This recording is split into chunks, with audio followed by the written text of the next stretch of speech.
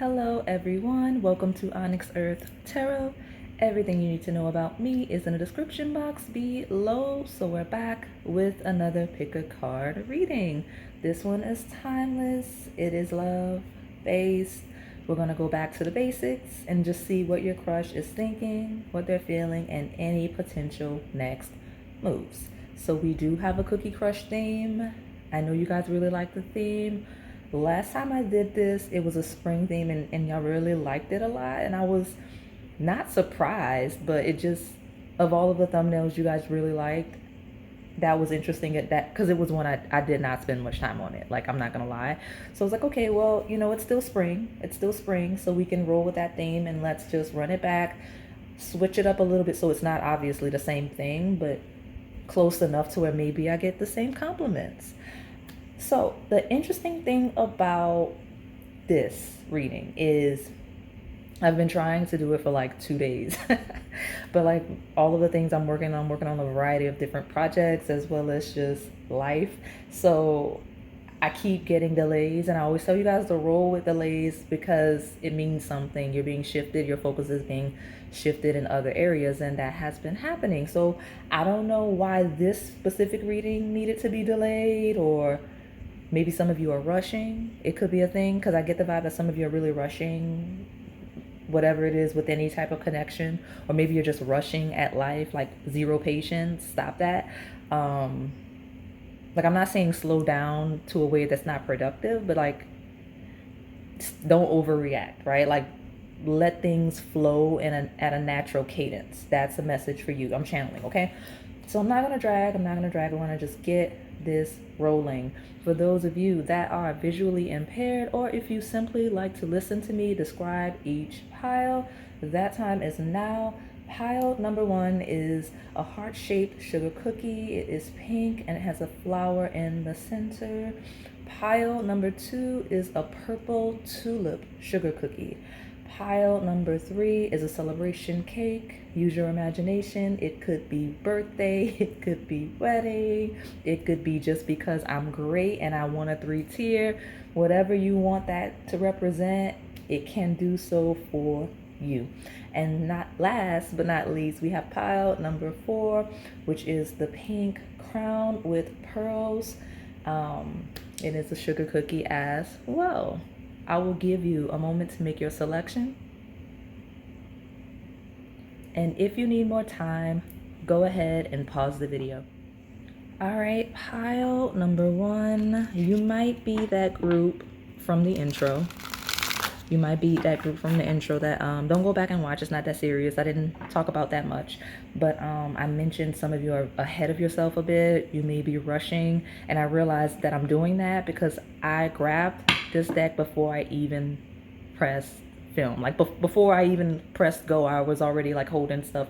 Basically, I'm about to like start reading and I'm not even recording. So don't get so far ahead of yourself that you're trying to get things done before it even makes sense to do them. If that like, be more efficient with the way you're doing things, like, right? Because the analogy here in real life 3D from me to reader is I'm holding a deck, I'm about to split cards, and I'm not even recording. So I'm splitting cards for who? Myself. I must be doing a reading for myself, because the audience will never see me splitting this deck if I don't press record. You see what I'm saying? That's an analogy for something in your life. Now, on to your reading. For those of you that are new here, I read past, present, as well as incoming energy, and I often read from a polarity, which means there's a light and a shadow. You just have to find yourself in the lesson, in the journey. Yes, you can have multiple piles, and yes, the reading can resonate again from multiple timelines, okay? Various people, right, as well. So let's see. What's your crush thinking? What are they feeling? And any potential next moves? Yeah, just to remind you, if you're new, if you're not familiar with me, or even if you are, I read cards, yes, but I primarily channel, and I use the knowledge I have of the cards to guide me. You're way too efficient. My pile 1s are way too efficient in some area of life. Like, you're overdoing it a little bit. Like, I feel really structured. I feel so professional right now. I feel so professional. I don't know what's going on, but like, stop. Don't stop. But like, it feels very rigid. Okay, so just, and I say that because this is a crush reading. Like if this was one of my other readings, I would still say stop, but by this being a crush reading, some of you are being a little too formal with the crush. Some of you, the crush is thinking you're way too uptight, a little bit rigid, not like in a they're not interested way. It could be, I don't know if you're on the shadow, but it just feels like they're like, oh yeah, no, this person's like about their business, let me not waste pile one's time. Like pile one is like, let's get to it. I don't know if that's how you interact with this person, but I'm already getting that vibe. And if that's not you and your personality, I could very much so be describing the person, because remember, it's a polarity. So when the energy steps in, because all of you are living a variety of experiences, I may pick up heavily on you or the person, but I'll still get their thoughts, right? So let me see. Pile. Yeah, this is a very efficient pile. So let me see. Pile number one. What is your crush thinking? Their feelings and potential next moves. Oh, all right. Let me see what that is. All right. Prosperity is at the bottom of the deck. Well, they're thinking, I mean, that this makes sense. I gotta really write efficient energy. So something about being prosperous, whether we're talking about chasing prosperity or being more efficient as it relates to just prosperity overall. Remember light and shadow.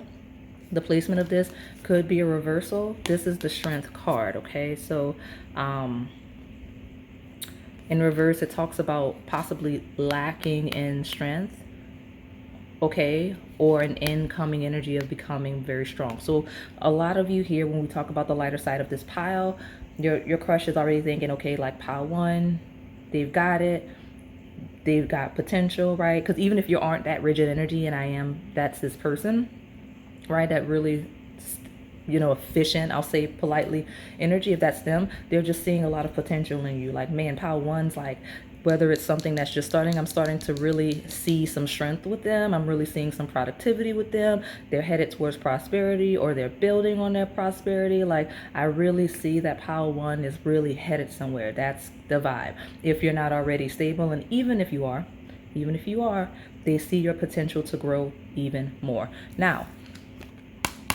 in reverse, it talks about strength. In reverse is a bit of a lack of efficiency. It is a bit of a unstable energy, right? Now, that doesn't mean that your person thinks you're not good. It just means that this person sees potential to improve. I channeled it heavily. So again, some of you, this person sees you as really productive. Others of you, they see areas where you can improve in that area, but they do see you as having a lot of potential towards that, you know? Right? Like they feel like I'm even hearing some of you, they feel like they can support you in that area. Okay, so let me pull from, yeah, I mean, this person's about their business. They're about their business, because I'm like, let me just get to it and pull these cards. Okay, pile one. What's this person thinking, feeling, potential next moves? This person is definitely a problem solver. So that may be something that comes in, okay? So let me just see what's going on. Pile number one. What is my pile one's crush thinking, feeling, potential next move? Ooh, okay. So there's a lot of things on top of this card. So this could be a crush that's thinking that there's a lot of things in the way. I don't know the situation or circumstances, but you see this whole stack is on what flipped. So what flipped? Yeah, okay. So what's interesting is at the bottom of your reset was the Queen of Wands, and here we have the God of Pentacles. So what I'll say, and it's okay if it doesn't, if you don't identify to the T, because it gets tricky when we talk about gender and gender expressions and energy and describing energy in that way. The dynamic here could be a very fiery, creative, passionate feminine, right? And a very stable, grounded masculine, right? Like this could be that rigid energy that I'm talking about. Okay, someone that is more masculine in expression, but it doesn't have to be. That's only going to resonate with maybe about half of you. I will say the dynamic here, regardless of gender, one of you, very creative, very passionate, very like outgoing, very expressive, and one of you is possibly very cold. And when I say cold, I don't mean like mean or standoffish, but just I'm hearing the word pensive, right? It's very think like a thoughtful person, a person that thinks a lot, right? Possibly analytical personality type, right? Someone that's very that energy that I picked up on in the beginning. I'm not gonna lie. So like, I don't know. I feel like I'm being rushed by this pile because this is a pile that's like, okay, let's be more efficient. Get to it. Get to it.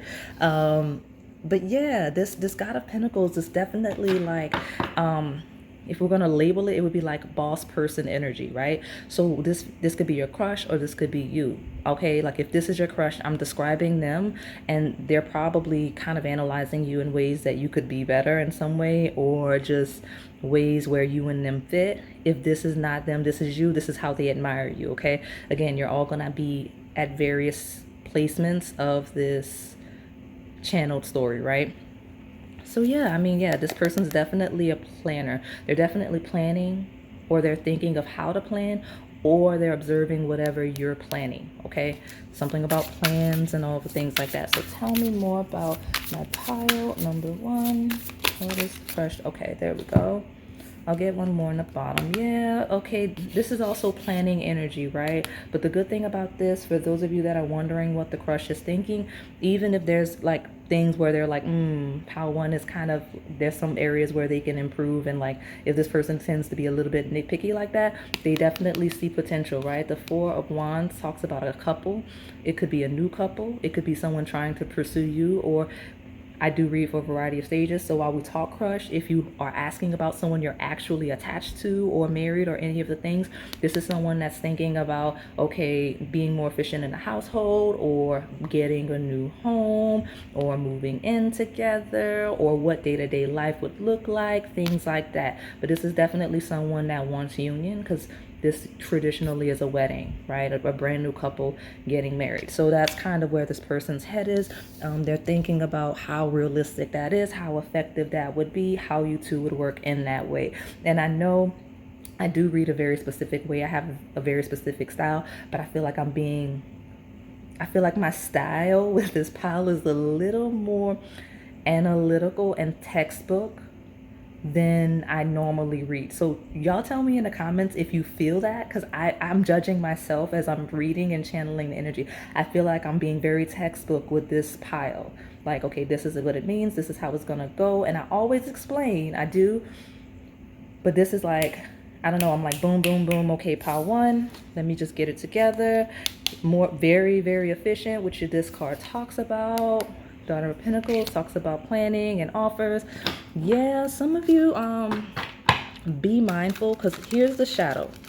And it's not a bad shadow. It's not a bad shadow at all, depending on how you see it. If this is truly a crush, because every crush you have is not necessarily going to be compatible with you. The shadow here is someone seeing possibly an incompatibility with you, because this is a person that's very sure, very certain, right, of what they like, what they don't like, what works and what doesn't with them, okay? Because they think a lot, right? They plan a lot. They function a lot. They're very routine oriented. If they don't think it's gonna work, they may not want a romantic connection, but I get a vibe here of someone that maybe could partner with, collaborate with in whatever area of life that would make sense, okay? I can see that, okay, for my pile ones. Because some of you, this is a person that may not be interested in you romantically at all, because you can, because you know, I'm letting you, with this question, I give you guys free reign. So I'm like, what's your crush? Just because it's your crush doesn't mean that this person's interested in you romantically. And I don't say that to be mean. I say that because some of you, this is a person that definitely wants to connect with you, definitely wants to work with you, definitely wants to be close to you, but it's truly like collaboration and all the things based, okay? That's what I'm getting. For efficiency, someone that could actually teach you how to be more efficient in some area of life, or that feels you could teach them that, okay? That's what I'm getting. So I'm not saying that this isn't a pile of someone that's interested. I'm saying the shadow here is someone that's not interested romantically, but there is interest in other ways. So if this is someone you're emotionally attached to the point where you can't deal with them, I mean, just leave it alone. But leave it alone if that's how you feel. But I do see some potential, because everyone in our lives are not meant to connect with us romantically, right? Okay. I just want to make that clear. I will take this card. Yeah, that card just definitely wants to be here. That efficiency. Yeah, this is a person that In the lightest of sins, they see a potential. They see you and them working out really, really well. Like they're like, man, something about pile one. I can't believe I hit the jackpot with this one. This is someone I like a lot on a romantic level, but we mesh really well. They're just like me with, with inefficiencies and with strength and reverse and prosperity. It's like, all the areas of life where I'm lacking, pile one has it together. So like, I'm going to be like really successful or just doing really well. And I say successful, but not necessarily like prosperity, but just like in the routine, like anything that they're not really that good at, they see you as being really, really good at it, right? That's why we have strength in reverse with prosperity. They're like, man, pile one is really going to keep me together. I'm going to get to it and all of those things. And so I really, really like it.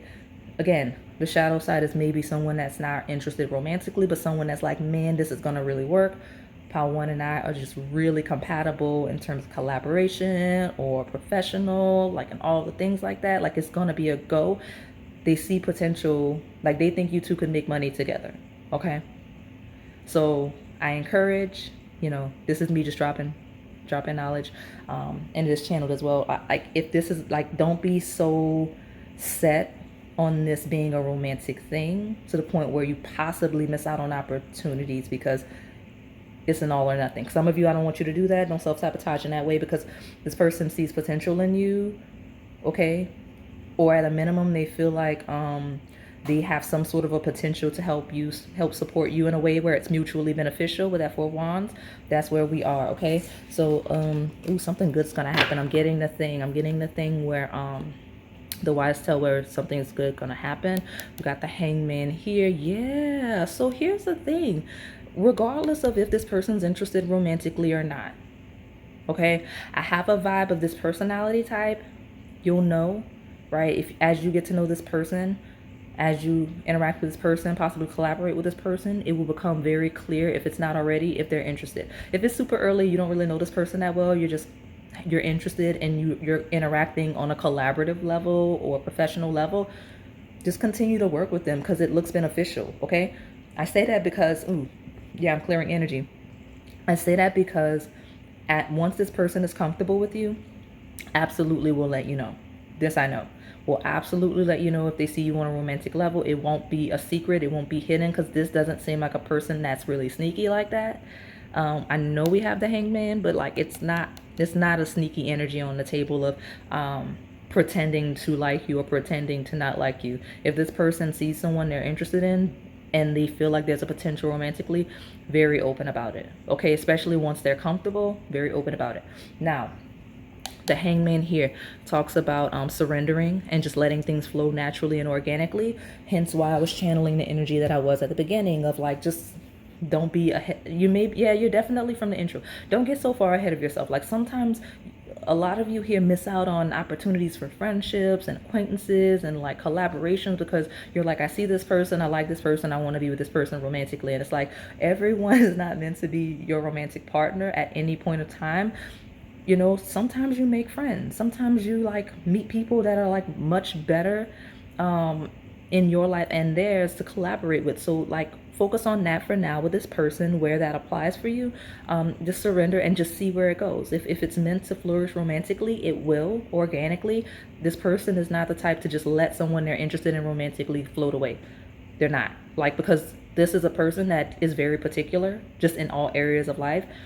They're very particular. So they're like that again when it comes to romance. So when they see someone that they see this Four of Wands with, it's a go.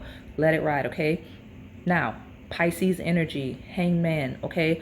It talks about the 12th house of the mind, right? Dreams, illusions. So again, flow with it, like roll with it, okay? But don't get trapped in something that may not be real, right? We have a lot of grounded energy. I see the Four of Wands as really grounded energy. God of Pentacles, Eight of Pentacles, 3D earthbound energy. How is this person engaging you, right? How will this person engage you as you get to know them more? Again, I get a feeling that if you really ground and pay attention to this person's actions, you'll know very much so how they feel about you, okay? Whether it's romantic, whether it's just partnering, whether it's just friendship or none of those things, okay? This is not a person that lies, okay? Like, I don't get that on this table. Now, 12th house. Could be hidden enemies, could be hidden allies, right? So I mentioned that just to give you, a little bit there, but it's aspects of ourselves we're not privy to, right? Right? Strength in reverse. So this person may feel like you see that. That's doubling down on that strength in reverse. It's areas of life where we need to improve, but it's our blind spots, right? It's our blind spots. It's places where we're not really doing that well, but we don't quite know why we're not doing that well. But on a lighter side, it's also the aspects of ourselves that we're really gifted at, right? Whether we probably don't realize this is the part where we find our hidden talents and hidden weaknesses so that we can kind of develop those, right? To our betterment. This person sees a lot of that in you, and or they feel like you sense a lot of that in them. I'm telling you, this person feels like you two work really, really well together, whether romantically or not. This isn't a person that would necessarily hate you, which is funny because I lead with that phrase, hate, because that's a very strong word. Some of you may think that this is a person that dislikes you, and it could be the case. That's not even maybe one or two of you. That's not a strong energy I get some of you may be misinterpreting this person's criticism because it feels like a critical person for negative energy, but really they see where you can be better and they don't want you to miss out on that potential, right? They're like, man, Pile One would be so much better in life if they did XYZ, and if they only realized that they could do those things, boom, like they could like literally run the world, right? That's kind of the vibe. So some of you may be missing this person's energy as them being mean. I get that. Okay? Or again, they could be misinterpreting that as well.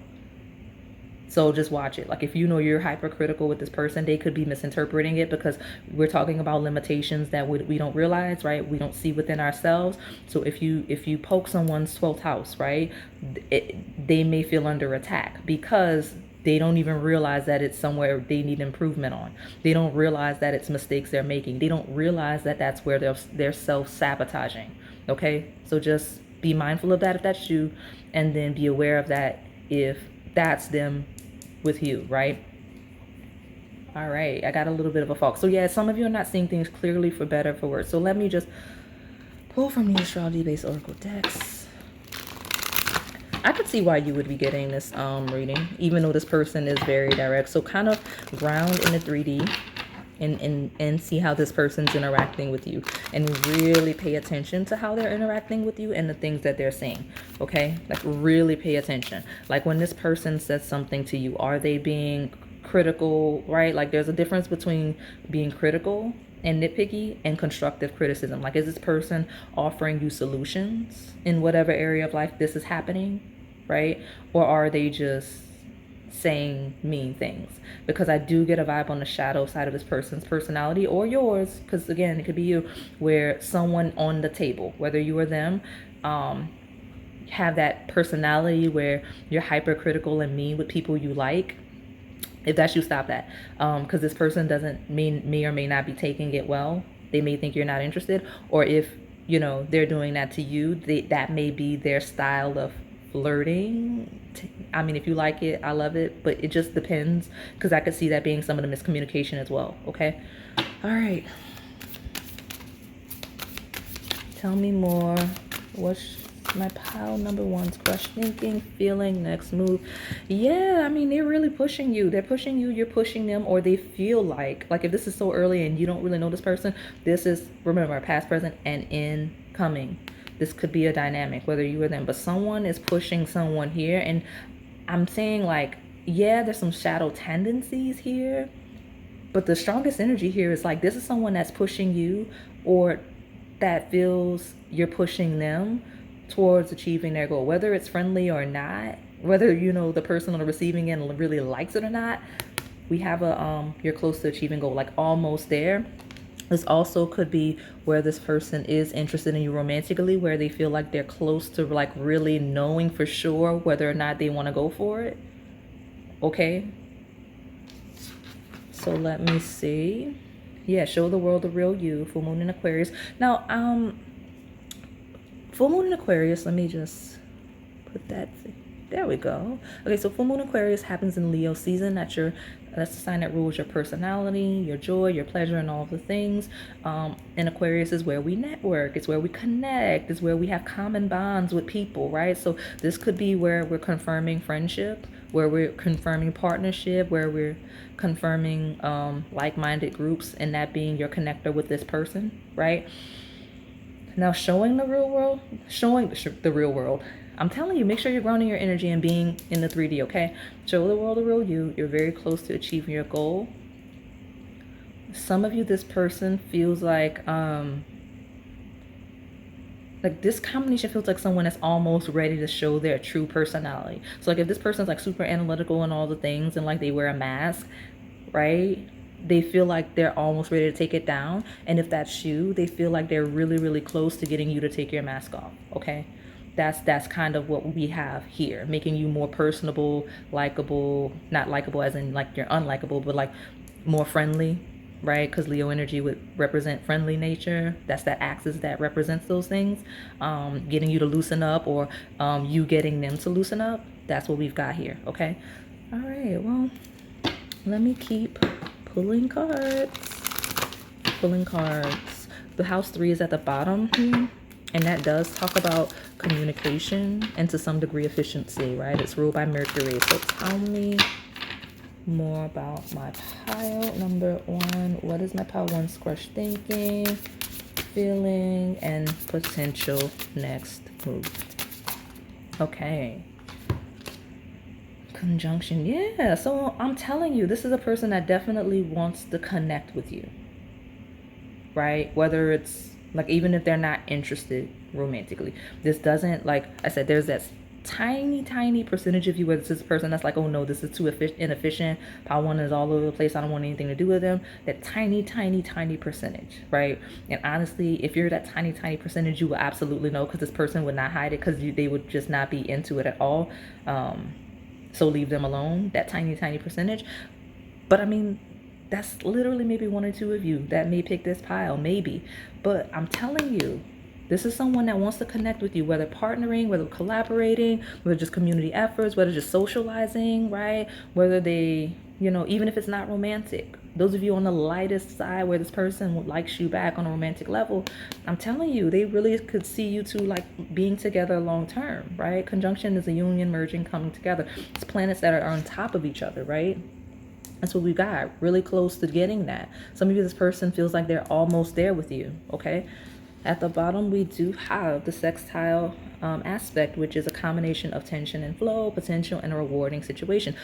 They feel like this almost there. They feel like you two are really perfect complements in some area of life. I'm telling you, compliments, ketchup and mustard, all of the things. Like that's kind of, the thing. I say that because remember earlier I mentioned the strength in reverse, like where they feel that they're lacking, you can support them, and same, vice versa. That's that sextile energy, right? Tension and flow. And again, I mentioned that word earlier, potential, okay? They see potential for a very rewarding situation with you, whether, again, romantically or in other ways. So let me pull from these love-based oracles so maybe I can clarify for those of you where it is romantic. Okay. The good thing about this, I do not feel like this is a person that will act funny with you if they realize you like them. Because some of you, this person knows that you like them, even if they're not interested, and it's not going to stop them from wanting to collaborate. Like they may set boundaries very efficiently, but like this is not a person that's going to be mean to you because you like them unless you act crazy. You know what I'm saying? That's what I've got for this group. So like those of you, that's why I have a shadow, but I don't see it as a bad one, because that's best case scenario with a crush, right? A lot of you here like people and it's like, well, what if they don't like me back? Well, this person may not like you back in some instances, but like they're like, I still want to be friends. I still want to work with pile 1. I still want to help pile 1 get ahead. I still want to see them be great. That's what we've got. I like it. It's so good, right? Everybody here is nice, friendly, maybe a little stiff. Maybe a little hypercritical, right? Maybe mean in their flirtatious ways, possibly. But I mean, it's well intentioned at least, I guess. You know, look at me. I'm like trying to like justify some of the weird behavior here, but it's not a bad chaotic pile. So tell me more. Tell me more about my pile one. What's pile one's crush thinking, feeling, and the possible next moon? It is gonna. I said next moon accidentally. I said next moon accident. So by the next moon phase, whatever that is for you, new moon, full moon, whatever it is for you, you'll kind of know for sure if this person's interested romantically. We've got a maturing energy of annoyance. So what is this? What is this? You or your partner may be annoyed right now. Give each other space to cool off to avoid arguments. So when I channeled, unless you're like super aggressive and aggravating, don't do that. When we talk about romance, right? Like trying to force romance, because now that card is on my table. Okay. The shadow again is incompatibility. There's a clash because, you know, the lighter side of supporting, being able to having what someone else lacks and them having the same with you is you're different enough to where it could be annoying. It could be incompatibility because it's two different personality types, right? Like they're good at what you're not good at and you're good at what they're not good at, right? So which means that when you're not good at something, usually you struggle with understanding it, right? So you may not understand each other and it could be a little bit of, you know, maybe that's why you're here to see about the crush. There's like some weird sensual tension between the two of you. Might be a love-hate relationship. I get that. Like some of you, this person's like, man, pile one really gets on my nerves, but I still want that. That's what I've got. Chaos, chaos, chaos. It was fine, but then now it's chaos, right? We've got pile one. We've got final shot. Now is the time. The clock is ticking. If you never shoot your shot, then you will always wonder what if. Yeah, I don't know what's going on, but some of you, this person does feel like they're on their last leg with being able to do this with you, or like maybe you're on your final shot with them or they're on their final shot with you, but not in a bad way, right? It's not necessarily in a bad way. It's kind of like a healthy sense of pressure, like do or die. Like if I don't do it now, I'm gonna miss out. Like if I don't partner with pile one now, it's not gonna ever happen, because again, show the real you, right? Being close to achieving a goal, and then a final shot means like I'm almost there, do or die, I have to go for it. So I don't know what that pressure is, but it does exist, okay? It does exist, okay? Some of you, be mindful where I talk about you being possibly aggressive, okay? Because some of you may be that fiery energy where you're a little bit aggressive. Some of you, this person is a little annoyed by the fact that they feel pressured by you, okay? They feel pressured by you for whatever. It could be that Four of Wands. Like if it doesn't have to be crushes. Remember, whoever you ask about steps in. If your energy is loud enough, or if enough of you ask about like your partners, your spouses, whatever, right? Your exes, whoever you're asking about, they feel pressured, annoyed by final shot, like ultimatums that may be made, right? Like any ultimatums, like all or nothing, right? When you're all or nothing with them, they don't like that, okay? Or maybe they're feeling like that towards you because you could be on the other side of that, because Four of Wands is moving in together. It's getting married. It's starting a family. So anywhere where that may be dragging and one of you may be pressuring the other, there's an annoyance there with that, okay? So let me pull from this one. I will get advice at the end. I left out a deck. What is that? I'm going to check it out. I'm going to finish these love decks and then I'm going to go back to that one because it is on top of my advice deck. And I'll pull one just to see what message, because for some reason it needed to not be where it is. Okay, so tell me more. What is, okay, ooh, that was aggressive. Okay, attraction. You attract romantic love by enjoying this moment fully. Yeah, I mean, they find you very, very attractive. Some of you, the conflict is attractive. Like the clashing of personalities is extremely sensually turning this person on. We're not developing that energy, but it exists, right? Like, right, that tension exists even where there is conflict, even where there's incompatibility. So just be mindful, because being attracted to each other when you're extremely incompatible could still be dangerous, right? Because there's a difference between complementing each other's differences and just being flat out not right for each other. That's the thing, okay? So just watch it. Just watch it. Yeah, we have engagement. Your love life is ascending to a higher level of commitment. So, if engagement, getting engaged, getting married, moving in, things like that have been topics, they're thinking about that for better, for worse. I do see conflict on the table. Now, there is a lighter side where it's like, okay, I know where I want. I'm very attracted. It's time to start doing those things. Right? Even at the lightest crush, it's like, man, I feel like I keep missing pile one, right? Like I need to make sure that I actually, have the conversation with pile one, when I see them, like to try to see if they're interested in me romantically because, I only got so much time. That could be a thing, but that engagement for wands is very loud and possibly where you two may not be on the same page regarding that.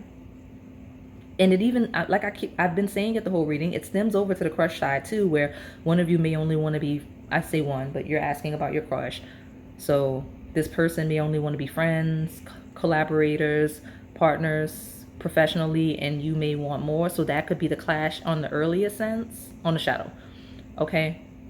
Because the shadow is a clash of desires, a clash of readiness, a clash of timelines, possibly. Okay? All right. Well, I don't know. This pile's like truck along, pull all these cards. Let me truck along. My last card from my love decks. One more card for what this person is thinking, feeling, their possible next move. Loyalty. Well, look at you. I like it. I like it. What's at the bottom? Kisses. Yeah, I mean, the lighter side is really sweet. This is a person that is very interested, right? Very interested. They see a lot of potential. They see a lot of potential for you to support them and them to support you, to be very loyal. Like this, they see this as a really good positive thing, okay? So they're almost close. They're feeling like they're gonna need to make whatever move soon. And I keep saying moon. Moon is a relevant word. Again, it could be the moon cycle that's relevant, but something about the moon, okay? Something about the moon. For those of you on the lighter side, the shadow is figuring out what's going to happen with this incompatibility, okay? That's the thing. So let me pull from this deck and then I'll get your final message, which is advice for you specifically from that other deck. So tell me one more card for how this person's crush is thinking, feeling, and potential next moves, and then we'll tell them what to do. What do they need to know from this deck? Okay. Wolf Moon is sharpened instincts. And in reverse. Okay, you're not paying attention. I mentioned earlier this person's been very clear with you, or is being very, they're being very clear with you, even if you don't quite you're not catching on, because again, sharpen your instincts. I kept mentioning to ground your energy, right? There's things you're not seeing clearly.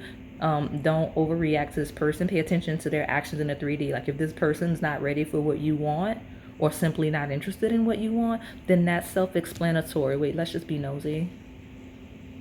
Yeah, you can't manifest with someone that's like, you can't manifest a connection with someone that's not compatible with you, right? Like you can't force something that's just truly not going to work, because you're going to have to overcompensate, right? Like if this is a person where it's truly you just want different things, it's not going to work because someone's going to be unhappy. Worst case scenario, you're both going to be unhappy because you're overextending towards each other, right? So sharpen your instincts and pay attention to what's really going on, okay? And this person's thinking that as well, right? Because they're feeling like they're lacking focus. And this also talks about the same energy where I said earlier, where this person's thinking that you lack focus and that you need to sharpen your instincts a little bit, okay? And even on a lighter sense, it's like I could really help teach pile one how to really evolve and like learn and be more efficient and how to be more productive and prosperous. Like I know that pile one and I can work and be better with each other. We do have a wild card. Supermoon, which is funny because I mentioned that really creative Queen of Wands energy. It's not gender specific. This person may see you as a bit of a wild card, or they may think you see them as a wild card, right? Because someone here is perceiving someone else as someone that needs to sharpen their instincts, that lacks focus, and is kind of all over the place, but not necessarily in the worst way, right? It doesn't mean the worst way, because show the world the real you is a bright personality. It's someone that's fun, very expressive, but just needs their energy grounded, right? Some of you, this person kind of feels like they can kind of help you manage this all over the place energy you have and channel it into something that really is beneficial to you. That's where we've got it. And again, they may feel you see that in them. It could be either way. So at the bottom, we've got, yeah, some of you, they feel like you lack guidance. Okay, that's what it is. They feel like you lack guidance, or they feel like they lack guidance and you can help them with that. Like some area of life, they feel like they can support you, whether romantically or not, and vice versa. Okay. So yeah, I'm not going to keep telling the same story. It's interesting. The Luna card, which represents the moon, is at the bottom of your advice deck. So something about the moon phase. Yeah, you know what? I did split the deck in grounding. So ground your energy for sure. Ground your energy. And Luna, I'm remembering, that's why I'm channeling energy and they keep shouting moon at me. Especially with wild card, right? The moon rules your emotions. And when you flow and you only operate based on your emotions, it's not really effective. Like you want to use your intuition and your instincts. You want to use that, but you have to have some sort of structure, some sort of productivity with that Eight of Pentacles here. This person's thinking you need to manage your emotions possibly better so that it doesn't affect your productivity day to day, or in whatever area they're talking about, or even just when you're dealing with them. Like if you if you get ahead of yourself with your emotions and you have difficulty grounding, right? And things get a little more chaotic where they don't have to. And especially when we talk about like so especially when we talk about arguments and whatnot. Now this person, your advice when it comes to this connection is navigation. So find a clear path, find a clear structure, okay, and pay attention to how this person moves, okay, and interacts with you. That's what that means, okay? Defense. React to this person. I think I said it in a different pile before, in a different reading. Don't you initiate nothing. I know it's funny, but like, don't you initiate a thing. It feels like you need to react appropriately to how this person is interacting with you, right? You navigate how you receive what they're doing, okay? Like if this person is just professional with you, you be just professional with them. If this person's like casually dating you, then you be dating other people. You casually date as well. Like don't center your world around this person, right? But that doesn't mean you have to completely detach, because this feels like a pile of being all or nothing. You don't have to be all or nothing, right? Match their energy, right? Respond. Like if this person's interested in you and you're interested in them, respond to their level of interest, right? Okay. So I'm going to put this down and close it out. That is all I have for you today, pile number 1. Hopefully it resonated. If it did, please like, comment, subscribe, and hit that notification bell so you can stay in the know on the content we post here on this channel. Thank you for watching. All right, pile number 2, my purple tulip sugar cookie. Let's see what your crush is thinking, feeling, and potential next moves. So for those of you that are new, I read past, present, as well as incoming energy, and I read from a light and a shadow, which means dark and light, right? It's a polarity. You just have to find yourself in the lesson, in the journey. Some of you, the crush is messing up the words, not knowing what to say, okay? Because I messed up that intro. I say it all the time. I say it all the time. So that's interesting. They don't know what to say, right? Like that some of them are like really thinking hard about what to say, how to say it, all of the things.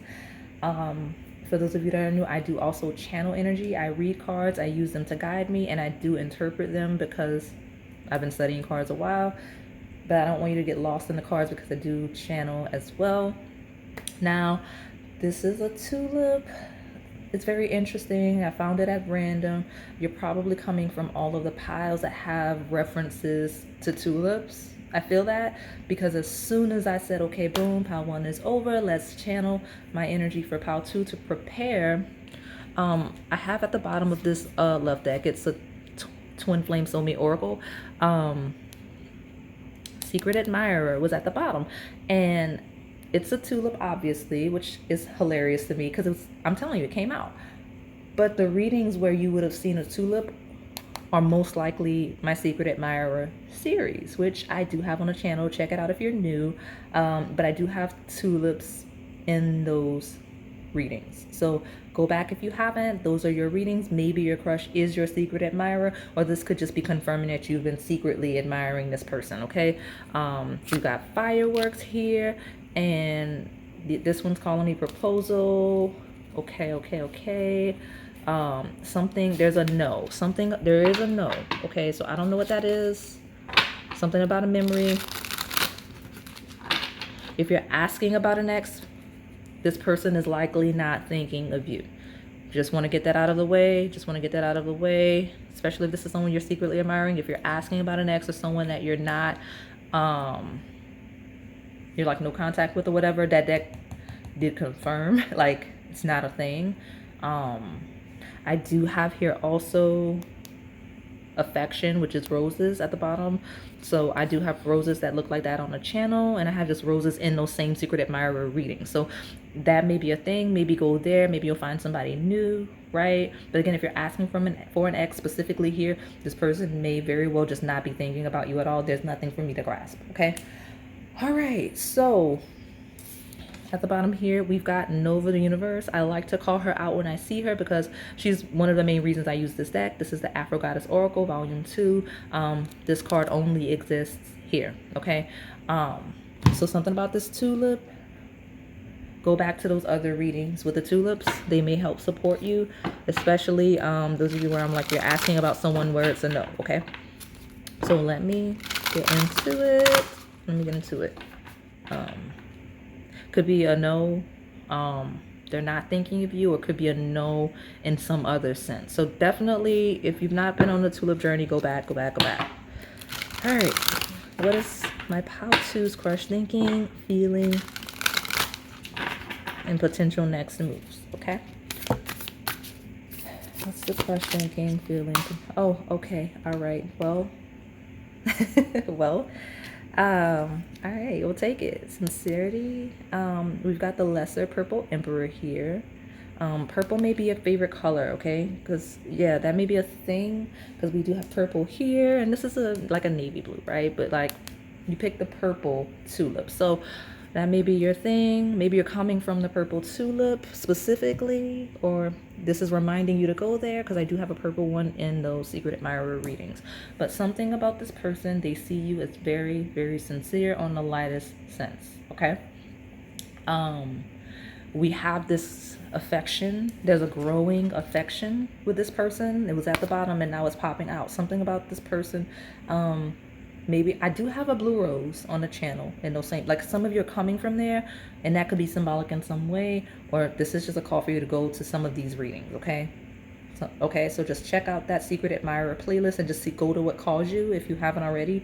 May have some messages for you, okay? But the person you're asking about in the lighter sense, affectionate. They like you a lot. They find you very sincere. Some of you, this person's just extremely grateful for you, okay? Something about like brimstone is like a call out to me that could be relevant. And then also the bluebell just really stood out, like whether we're talking about like ice cream, because that is an ice cream. So that could be a thing as well, okay? But affection, gratitude, sincerity, those are three words they kind of associate with you. So very sweet, pure energy. And I think that's why they wanted to confirm that for some of you, like especially like if you're asking about an ex or someone you know doesn't have positive energy towards you, for whatever reason, this is not meant to be a shadow pile. Find what you need in other readings, because this is a pile of someone that sees you as very sincere. They have a very sincere energy towards you. They're feeling very affectionate and very grateful for you, okay? I love it. Look at this group. I love it. That's probably why you got Nova the Universe at the bottom. It's like an orchestration, right? When someone's grateful for you, they feel kind of like you're like your blessing, like you're sent from above, right? Like when you're like, oh, I met a soulmate, right? That's kind of the vibe of this person and how they feel about you. It's really sweet. So let me see. This is probably going to be a pile that can help me not be drained. So tell me more about this purple tulips crush. Yeah, look at that. The Knight of Cups. Now, this is someone in pursuit of love, right? It's very youthful, very playful, very passionate. This is the romancer of the Knights, right? Like this is an energy of someone that's in pursuit of love, that's in pursuit of passion, that's very creative. If you see here, he's at like the pond or the lake, and he's like offering this cup of love, right? Like I like this person, right? That's kind of how it is. That's how this person sees you. I love it. It's nice energy. Tell me more. Tell me more. I do get a very sweet energy from this person. Okay. So if the question is this person's intentions pure? Like, is this person like having the best intentions towards you? Unless you're in that group that probably should have went away, yes. And I'm realizing Nova the Universe was here to confirm, okay, this is a pile that's possibly a little woo-woo, and I've got like spirit guides stepping in like, oh no, we can't put too much shadow in this group because we need the pile twos to know where they're dealing with someone that is sincere, or if you're unattached and there's someone incoming, when this person comes in, this will be a sincere energy. Because something about this group, it was like, get the shadow off the table. Because the whole reason I grabbed this deck over here was just to show you the card that slipped out when I was cleansing. I didn't really intend to look at those other cards, and then when I got to know, I'm like, oh, that's why, right? They talk to us sometimes. What's this? Yeah, the Ace of Wands. So this may be my pure crush pile or early stage. Like something about this is pure crush, early stage, unattached, incoming. And if you are attached, this is kind of reflecting, because something about that Nine of Cups feels like reflecting on the past a little bit, not like long-term past, like years ago. It just feels like someone that's kind of reflecting on, oh, I remember when my person first pursued me, and I'm wondering if it's genuine, kind of a vibe. Like, you know what I'm saying? Like some of you just need a confirmation that this person is really like genuine with you. And the pile is making sure, you know, yes, this person's genuinely affectionate, genuinely grateful, right, to have you in their life.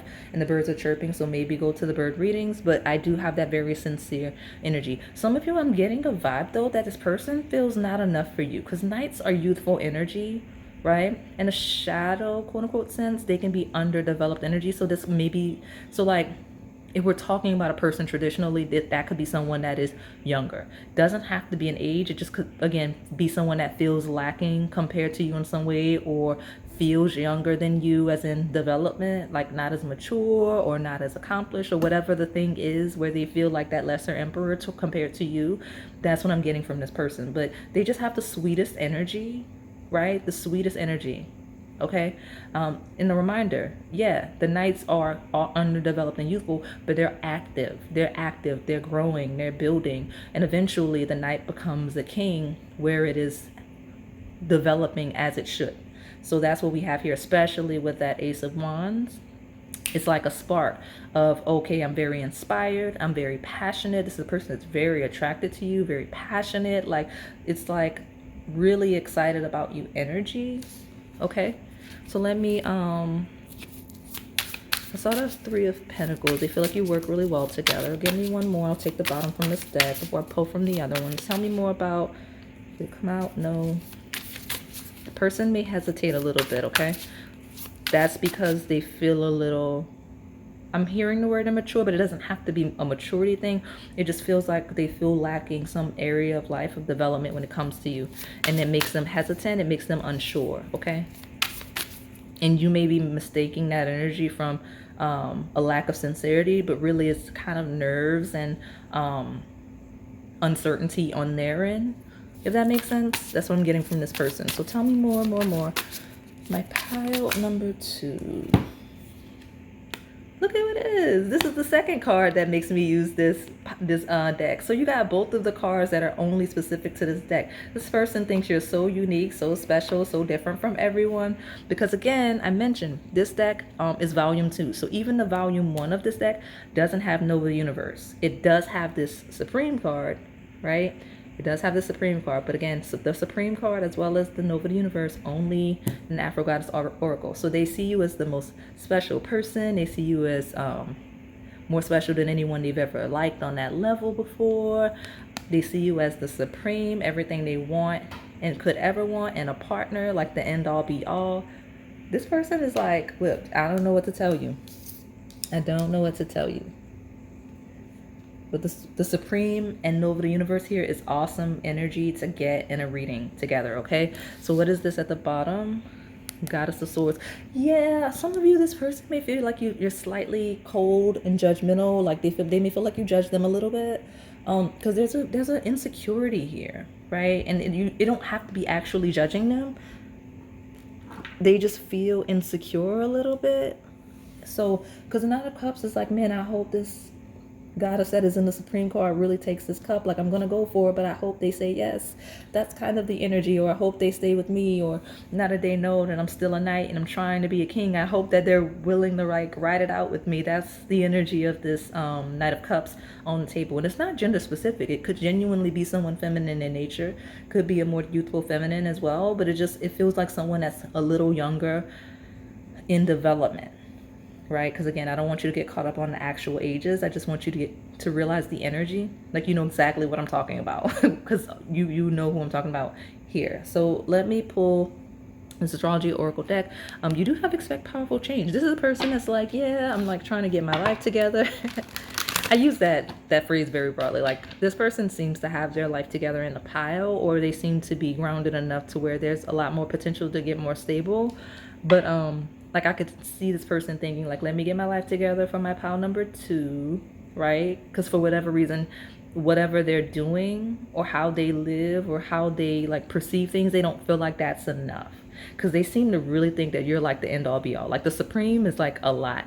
And the Goddess of Swords is like really intelligent, really like strong, really firm, like really having it together. And it's also a no nonsense kind of an energy. Okay, so that's how this person is really seeing you or think you see them. Okay, so tell me more. Some of you, where you're this person that is that Goddess of Swords energy, they may be hoping you could be a little more affectionate towards them. Like it's kind of a, like, I don't want to say it like you're not. It feels like they're hoping you soften up a little bit. Like, this is a person that's really gentle, really sweet, right? Like, this is a very gentle, sweet person. Okay, so either they see you as gentle and sweet and they're a little cold and they're realizing they're going to need to soften their approach, or they see you as a little cold, not mean or bad, but just hoping that you kind of let a guard down or whatever. I'm getting that here. Okay, I am getting that. So let me get another good shuffle. Tell me about my pile number 2. What's the crush, thinking, feeling, potential next moves towards my pile number 2, please.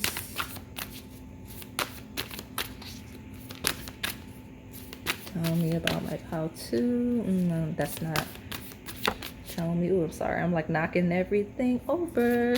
Tell me about, okay, there it is. Some of you, this person feels like as they knock things over, like, you may have met this person in a really clumsy way. Okay, because like they feel, some of this person's like, oh, I'm knocking everything over, and then boom, pile 1, like, ooh, pile 2 falls in my lap. If you're coming from previous piles, fine, but that's not a dominant energy. Someone here just needed to know, like, yes, you can be multiple piles, because I did not say that here. And even if the pile that you want to go to is not pile 1, some of you were really thinking hard on, like, can I have more than one pile? Yes, you can, especially if you're new here. You needed that confirmation. But here, it's like this person may feel like you just kind of fell in their lap, either in a clumsy way or in the midst of chaos, or when they didn't see it coming. Because again, the Supreme and Nova, the universe, is like universal God energy. It's like the way that, like, they met you is really like crazy, didn't see it coming, right? Like, wow, I can't believe like how that happened. Like, I don't believe in coincidences. Like, you know, divine energy orchestration, like, had to be the angels vibe. What's this? Confidence is your key to success. So yeah, we've got Lesser Purple Emperor and then confidence. So yeah, I mean, the Leo is all about personality. It's about personality. It's about joy. It's about pleasure. And like, some of you, this person, like, they want a lot of fun. They want a lot of pleasure with you. They want you to really see their fun personality, or they're hoping to see more of yours. Okay. So let me see.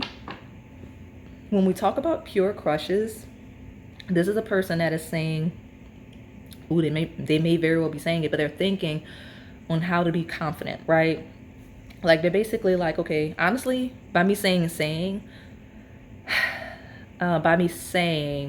they may be saying, look at me, I can't get my words together. This person really struggles with the way they communicate when they like somebody. That's so sweet. I feel sorry for them because you don't feel like you're easy to talk to. Like, I don't know, because it's nerves. There's some nerves on the table, okay? Like you may be very good with words and this person's not, and that may be really intimidating. I'm getting that, okay? But I'm getting a vibe of this person maybe talking to friends because Leo rules friendships, like your actual friends that you socialize with. So some of you, this person's like talking to their friends about like how to show how sincere they are and like how to be confident in approaching you and dealing with you, right? Because that's what I've got here. Like how do I be confident with Pao 2? Like I'm trying to like make sure that Pao 2 sees me as like that king or that queen instead of a son, right? Instead of a knight. Like I want them to see me as like mature, as like having it together, right? Like as a counterpart, right? That's where they are, trying to muster up some courage. That's the word I heard. Yeah, so balance spirituality and practicality. We've got the full moon in Pisces, which happens during Virgo season, right? So it talks about routine, structure, being analytical in nature, right? Health, wellness, all of the stuff like that. This person is like, how do I make sure pile number 2 sees me as a well-rounded person, as a person worth like building with and being with long term? Okay, that's like, how do I get pile 2 to see me as someone worth engaging romantically, right? Because that's where we get that balance. So let me pull more. Some of you, this person's worried that their trauma or yours is gonna stop the connection with that Chiron. Some of you, this person feels you have similar trauma, and that may be like a connector, okay? Or something to help, keep you together and supporting one another. There we go. What's that? Incoming energy. Some of you, this is incoming. So if you're like, oh, I don't have a person, but what's my next crush gonna be like? This is incoming. Just because we keep getting cards falling in that placement. We've got the mutable signs. They end season. So that's my confirmation for my individuals that you're like, what's next, right? Because some of you come here with that intention of what's next, right? There it is. Mutable signs, closed cycles, right? So Gemini, Virgo, Sagittarius, and Pisces. It says surrender, fluidity, and welcoming change. Some of this person's thinking about how they're going to have to change, how they're going to have to close certain cycles, how they're going to have to be a little bit differently and step into a new era of a certain level of like productivity, maturity, all of the things, right? To be with you. Some of you, this person you may meet or have met while a cycle is closing on one or both ends, okay? I get that. But yeah, I mean, something about like, or it could truly be the seasons you met. Like you may have met as seasons change. And some of you, you're like, I don't know astrology. You don't have to know astrology. Astrology is very much so, right? The modalities, it's associated with the seasons. So when I say the end of a season, I mean literal seasons like spring, summer, fall, winter. So you may have met at the end of one of those, or something monumental may happen soon towards the end of a season, okay? Whatever that means for you. These could also be your placements because Pisces, Virgo is also here 2 times, okay? That could be your placements, their placements, times of seasons, all of the things, okay? So what's at the bottom? Scorpio. Yeah, so this is a sign that rules death and regeneration. So closing of a cycle, beginning of a new one, becoming better and more improved version of yourself. This person's thinking about how all the areas of their life they're going to have to change and transition and transform when it comes to you, right? We've got where is it? Let's find it. Intensity, exposing, purging, and renewing, right? Like something about like renewed energy, okay? Be fine. Let me slide this. There we go. That's fine. So yeah, this person, something about just changing and transitioning is very critical to how this person is thinking of you, their potential life with you, or current life with you. That's a huge thing, okay? Whether that means like just transitioning and transforming themselves so that it works better, or just transitioning, transforming, forming the actual connection, okay, for better, for worse. So let me see. Let's pull from these love-based oracles. Yeah, I even structured my cards differently. So something about this person, they know or are actively restructuring certain areas of their life because it's or feel like they would have to do that, right? Depending on the stage. They do feel like you're like potentially a soulmate of theirs. So like I said, there's a lot of interest where it's early and a lot of commitment where it's not, okay?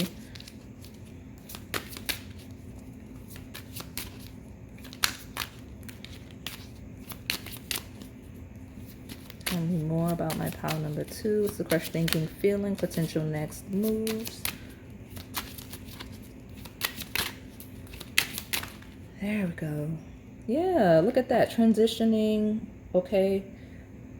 Yeah, because all of the changes. So Scorpio also rules inheritances. So this person kind of feels like you're inherited, like not like a material item, like you're an asset, like materially, but like they feel like you were sent into their life, like you meant for a reason, and like they feel like you could be the one on the lightest of sense, right? And it says you've already met the romantic partner you seek. So this person's like, yeah, I mean, I don't need to keep looking. Pile 2 is exactly what I'm looking for, right? That's where this person is, okay? Playfulness. Yeah, I mentioned the fun. This person feels like you two have a lot of fun together, or they're hoping you could have a lot of fun together, or if you're rigid, they're hoping you stop and lighten up, or if it's them, they're trying to become a little more playful, right? Could be any polarity. It says to recapture romance, allow your inner youthful spirit of fun to shine. This also talks about this person feeling very younger or possibly underdeveloped or lacking in some way than you. Okay, that's the confirmation. And then again, I keep emphasizing it doesn't mean age, it means energy. Like if you could be the same age and this person could be like, ooh, like Pao 2 is a lot more mature than me with the Goddess of Swords, right? A lot more in tune than me. It could be, right? That could be it. So let me pull from this other deck. Tell me more about my pile number 2. What is the crush thinking, feeling, the potential next move? So far with the next moves I'm getting, when we talk about early crushes, this person's like, yeah, trying to figure out how to be confident, trying to figure out how to show you where, like the Son of Cups is literally making an offer of love. So there is this person, look, I'm messing up my words again. I don't do that. But this person's like messing up their words. They're like, I don't know how to do it. I don't know how to offer the cup. And they're trying to figure that out and how to find the confidence so that they don't mess up their words, so that they don't miss their opportunity with you, okay? At the earliest stage. And then when we talk about communication within existing connections, this person doesn't know how to communicate. Like something about you, you feel more experienced, especially in relationships than this person.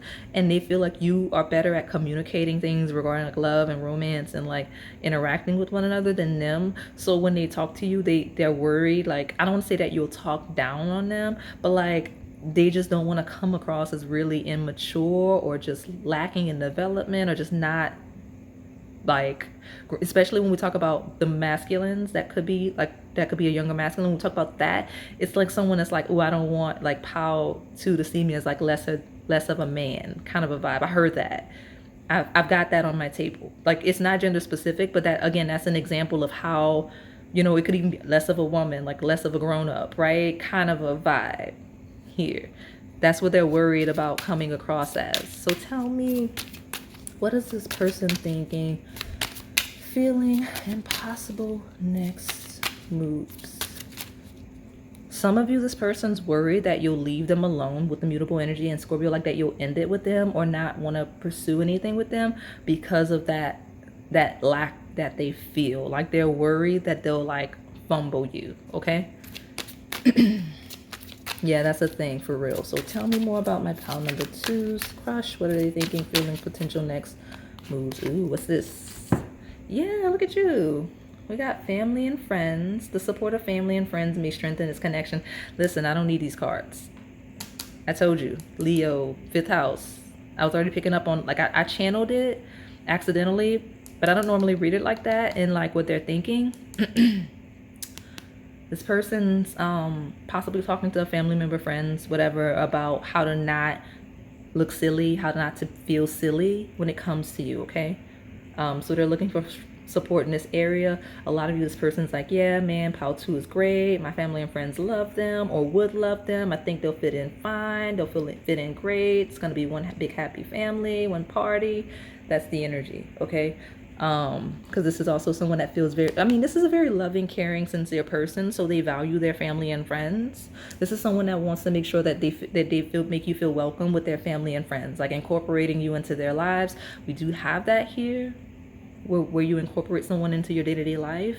So that's kind of what they're feeling like, making sure that you're comfortable there, okay? All right, at the bottom, vivid dreams. It says, pay attention to your dreams. As the connection deepens, your dreams become more pronounced and full of answers. This person feels like you're their dream partner. This may be a person that is actually having dreams. Some of you, this person may be having nightmares of you breaking up. Oh no.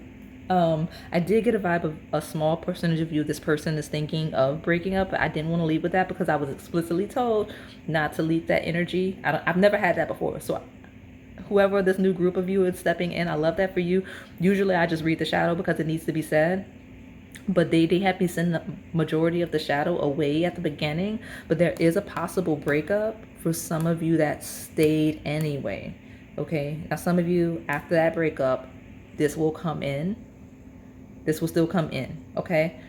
Because it's still your pile, right? And there's no reason to lead with the lighter side and still mention the shadow, unless those of you that stuck around that are really on the shadow, this is pending, and then incoming energy is this great energy, okay? But don't dwell on this if everything is resonating now, right? Like if everything is resonating now, do not cling to this energy. This is this person fearing, because dreams is like a nightmare, a breakup, okay? And I get that. This person's really worried that like you're not gonna want much, that they just, right? Lesser Emperor feels like someone that's really just not feeling like they're measuring up, okay?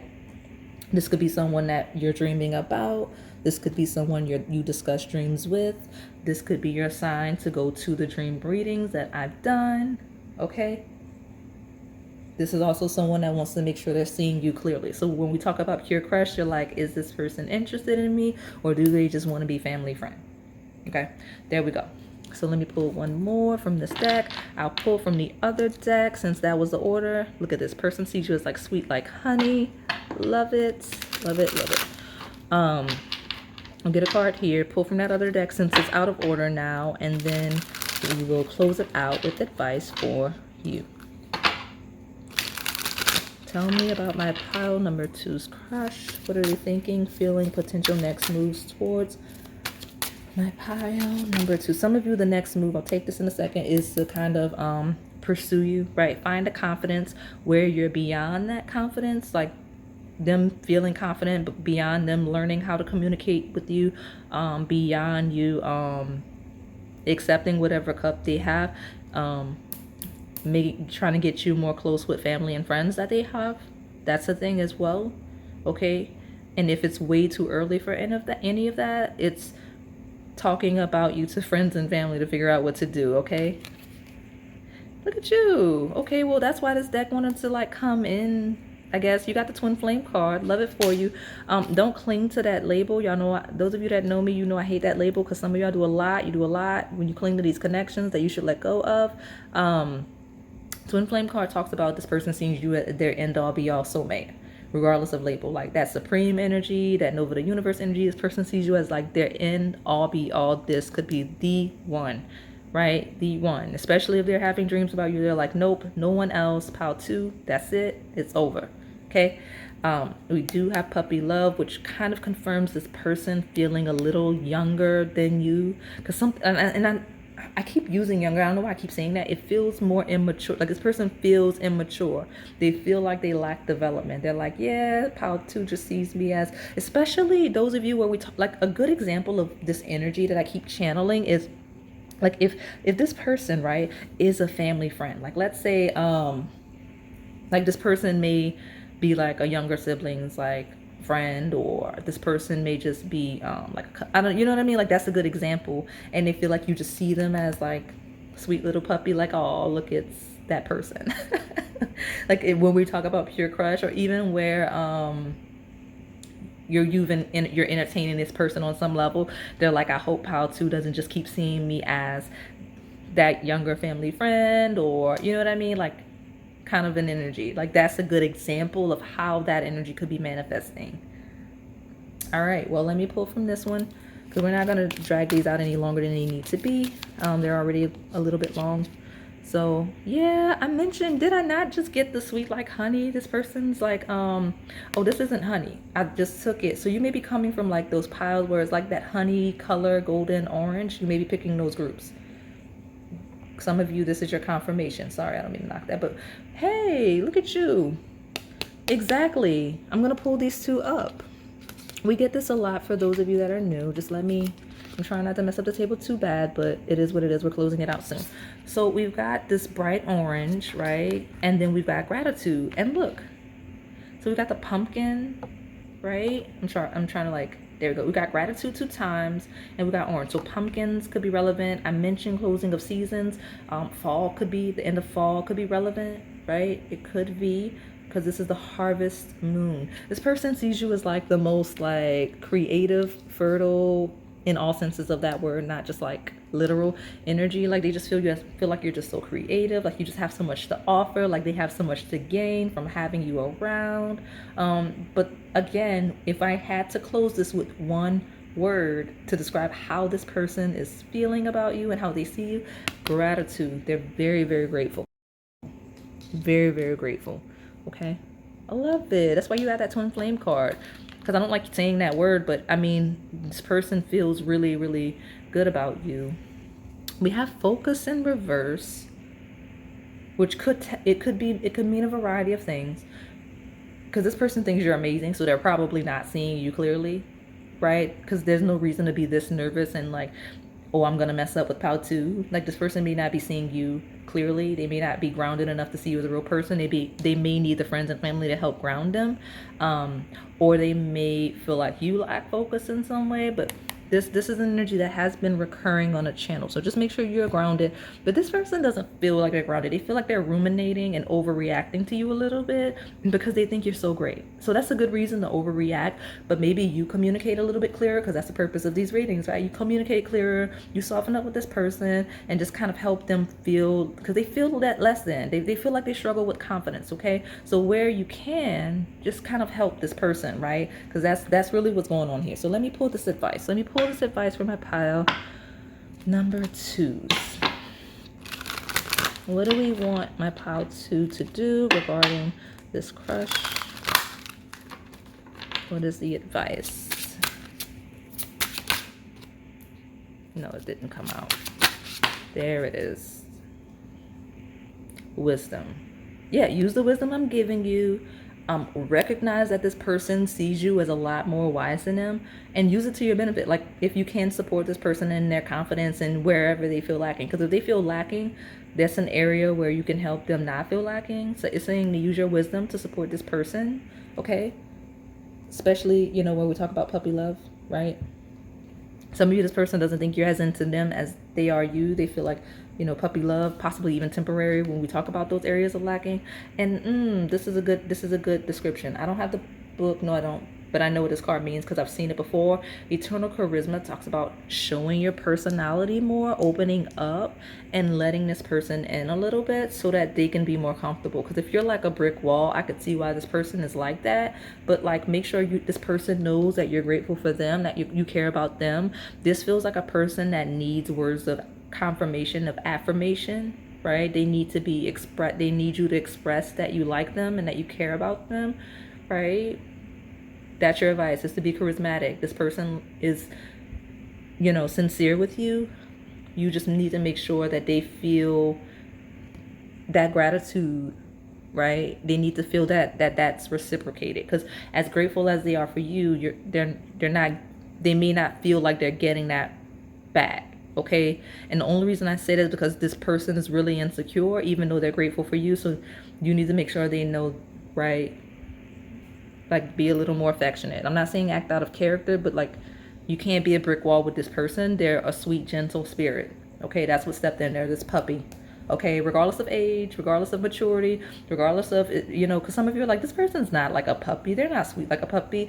This person's like a stone cold, like, you know what I mean? Like, you know, especially if this person's possibly successful when we talk about like career, when we talk about like other areas of life where they're really social, things like that. Something about you, it's a little intimidating, and they're like a puppy in love. When it comes to love, they're like a puppy. Okay, you need to be gentle with this person's emotions and love because they're like a puppy when it comes to that. Okay, all right, so that is all I have for you today by pile number 2. Hopefully it resonated. If it did, please like, comment, subscribe, and hit that notification bell so you can stay in the know on the content we post here on this channel. Thank you for watching.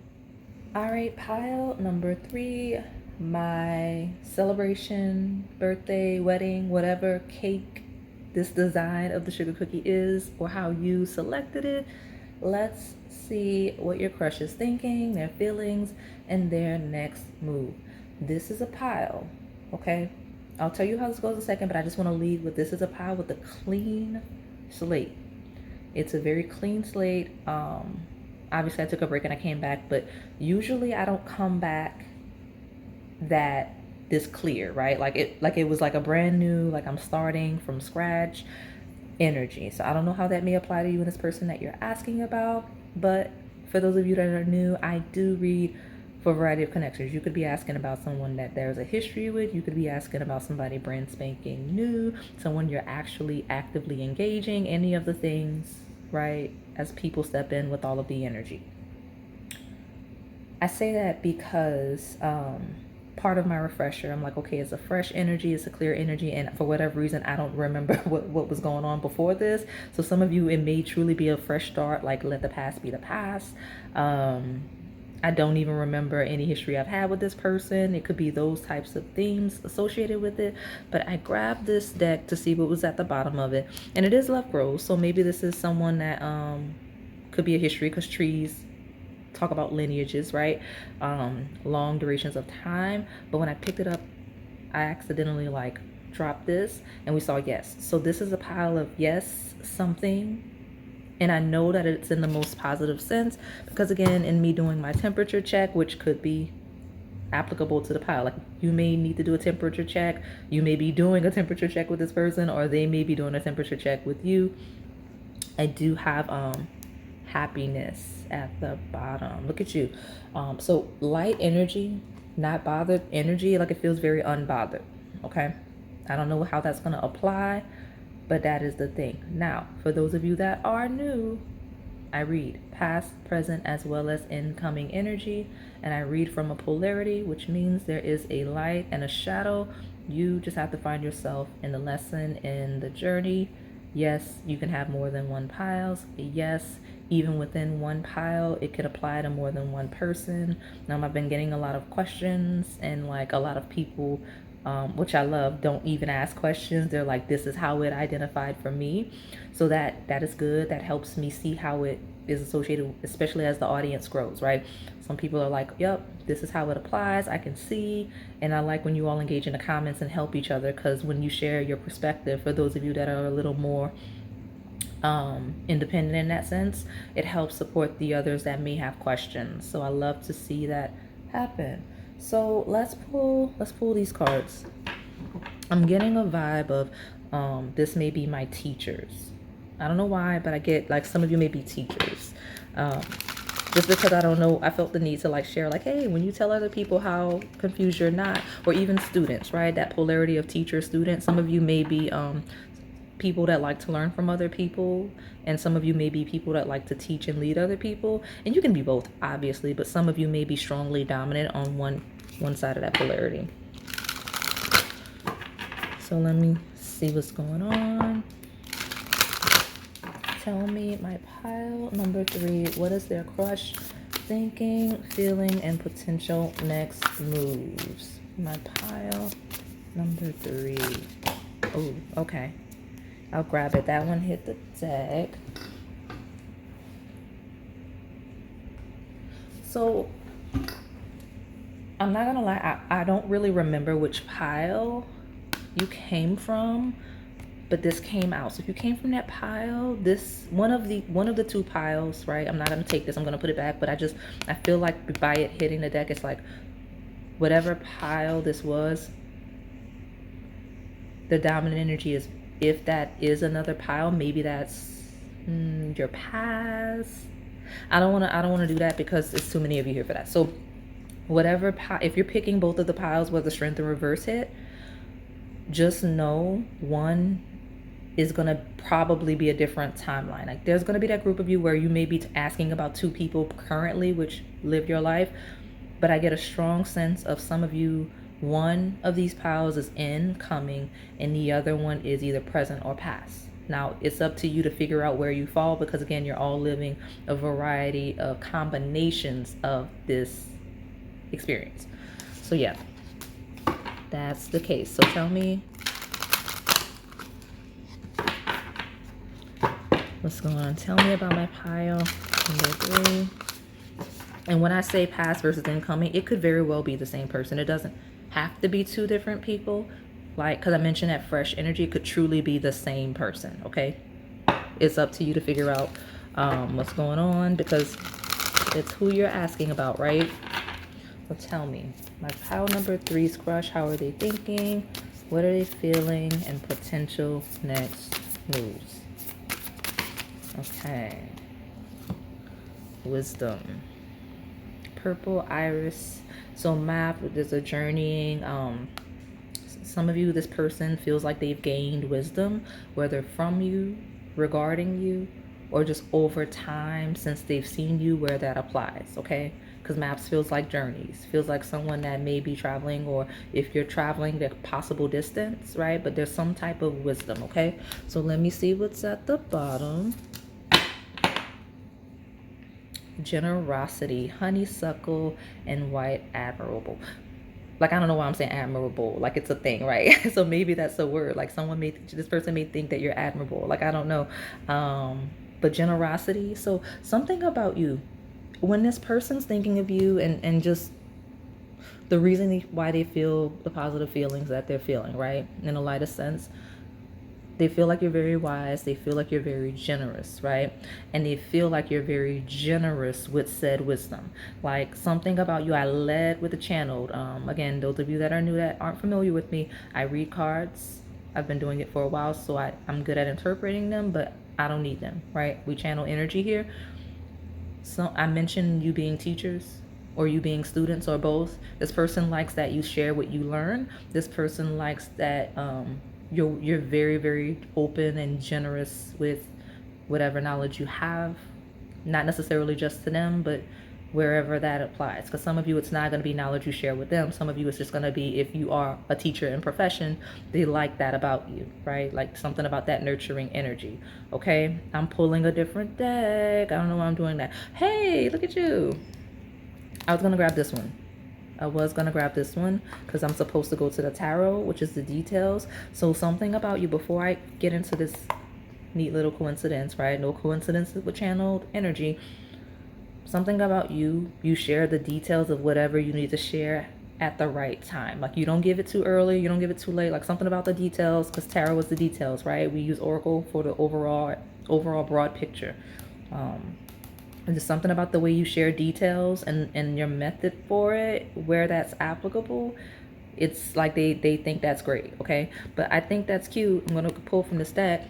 You have Cancer nurturing energy, right? So Cancer's emotions, very caring, very loving, again, very nurturing energy. So the fact that I channeled that word before seeing it, this person definitely finds you nurturing, okay? Whatever that means, however that applies to you, feels like you're very caring, okay? So let me see. Tell me more about my pile number 3.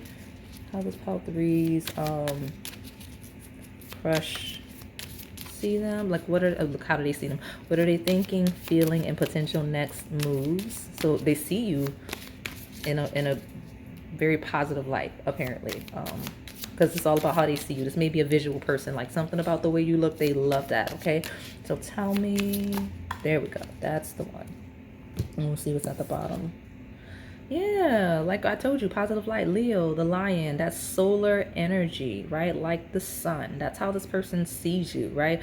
They like, some of you, this person just feels like you're really powerful, and or you make them feel very, very powerful, with this hero energy, right? So Leo, it talks about fifth house energy, joy, pleasure, entertainment, like just being fun and very friendly and exciting and just passionate, like everything associated with just being likable. Okay, that's this energy. That's how this person is feeling about you. So incoming energy of the twins. So we've got Gemini energy. I mentioned teaching, learning, and all the things. This is the sign that actually rules that energy. So some of you are coming in very dominantly, because Gemini is a sign that rules communication. It's ruled by the planet of Mercury, right? Which does talk about intellect, thinking, expansion of the mind, and all of the things like that. It's third house, again, of communication and small groups and like localized energy. Something of, you know what, I don't normally read it like that, but because I associate third house with like a local travel versus long distance, something about this feels very like small, like small groups. Like I'm getting small groups, possibly even like small towns and stuff like that. So like, you know what I mean? Like just people that do really well with small groups, very like humble groups. That's what I'm getting. That's how this person sees you with that Gemini energy there. Love that. Letter G could very much so be relevant in some way. I've got it 2 times. So let me pull.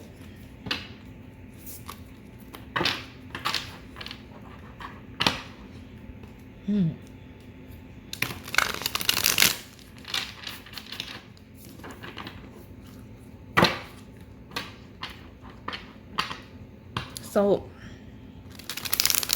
I don't know why. I don't know if I paid as much attention to the details of these piles, but Gemini to Leo. Ironically enough, and I'm just now realizing I just had that Cancer card. So that's why we're channeling that. So I don't know if we're talking about past, present, or incoming. Find yourself here. Gemini ends spring, okay? So Leo is the middle of summer, okay? So when we talk about seasons, a range of relevance would be the end of spring through midsummer. And I'm really confirming that channeled energy when I saw that, because I remember that before I even shuffled, I had Cancer, which is the sign that connects those two, right? Because we talk about the modalities, with Cancer being that cardinal sign. So that's interesting. So yeah, I mean, at the bottom of your deck, we have the 3 of Cups, which talks about like that fun, that joy, that pleasure, that like socializing, that connecting with other people. This could also talk about dating and all the things like that. So and then I split and I have, oh okay, yeah, I've got the 10 of Pentacles, which talks about like starting a family. The Emperor is like a very dominant energy, very strong, very powerful, could be considered like to be divine masculine. So some of you may be asking about someone very dominantly masculine in expression. If that's the case, this appears to be someone that is family oriented at a minimum, seeking a family, like at the highest level, okay? And that combination of cards I just had as I was shuffling feels like someone that may be dating with the intention of like a family, okay? So like this isn't someone that's dating casually or socially or just for fun. This is someone that's only interested in putting time into something worth building. That's where we are with this person's and their head, okay? So tell me about this pile number 3. What is the fresh thinking, feeling, potential next moves, please?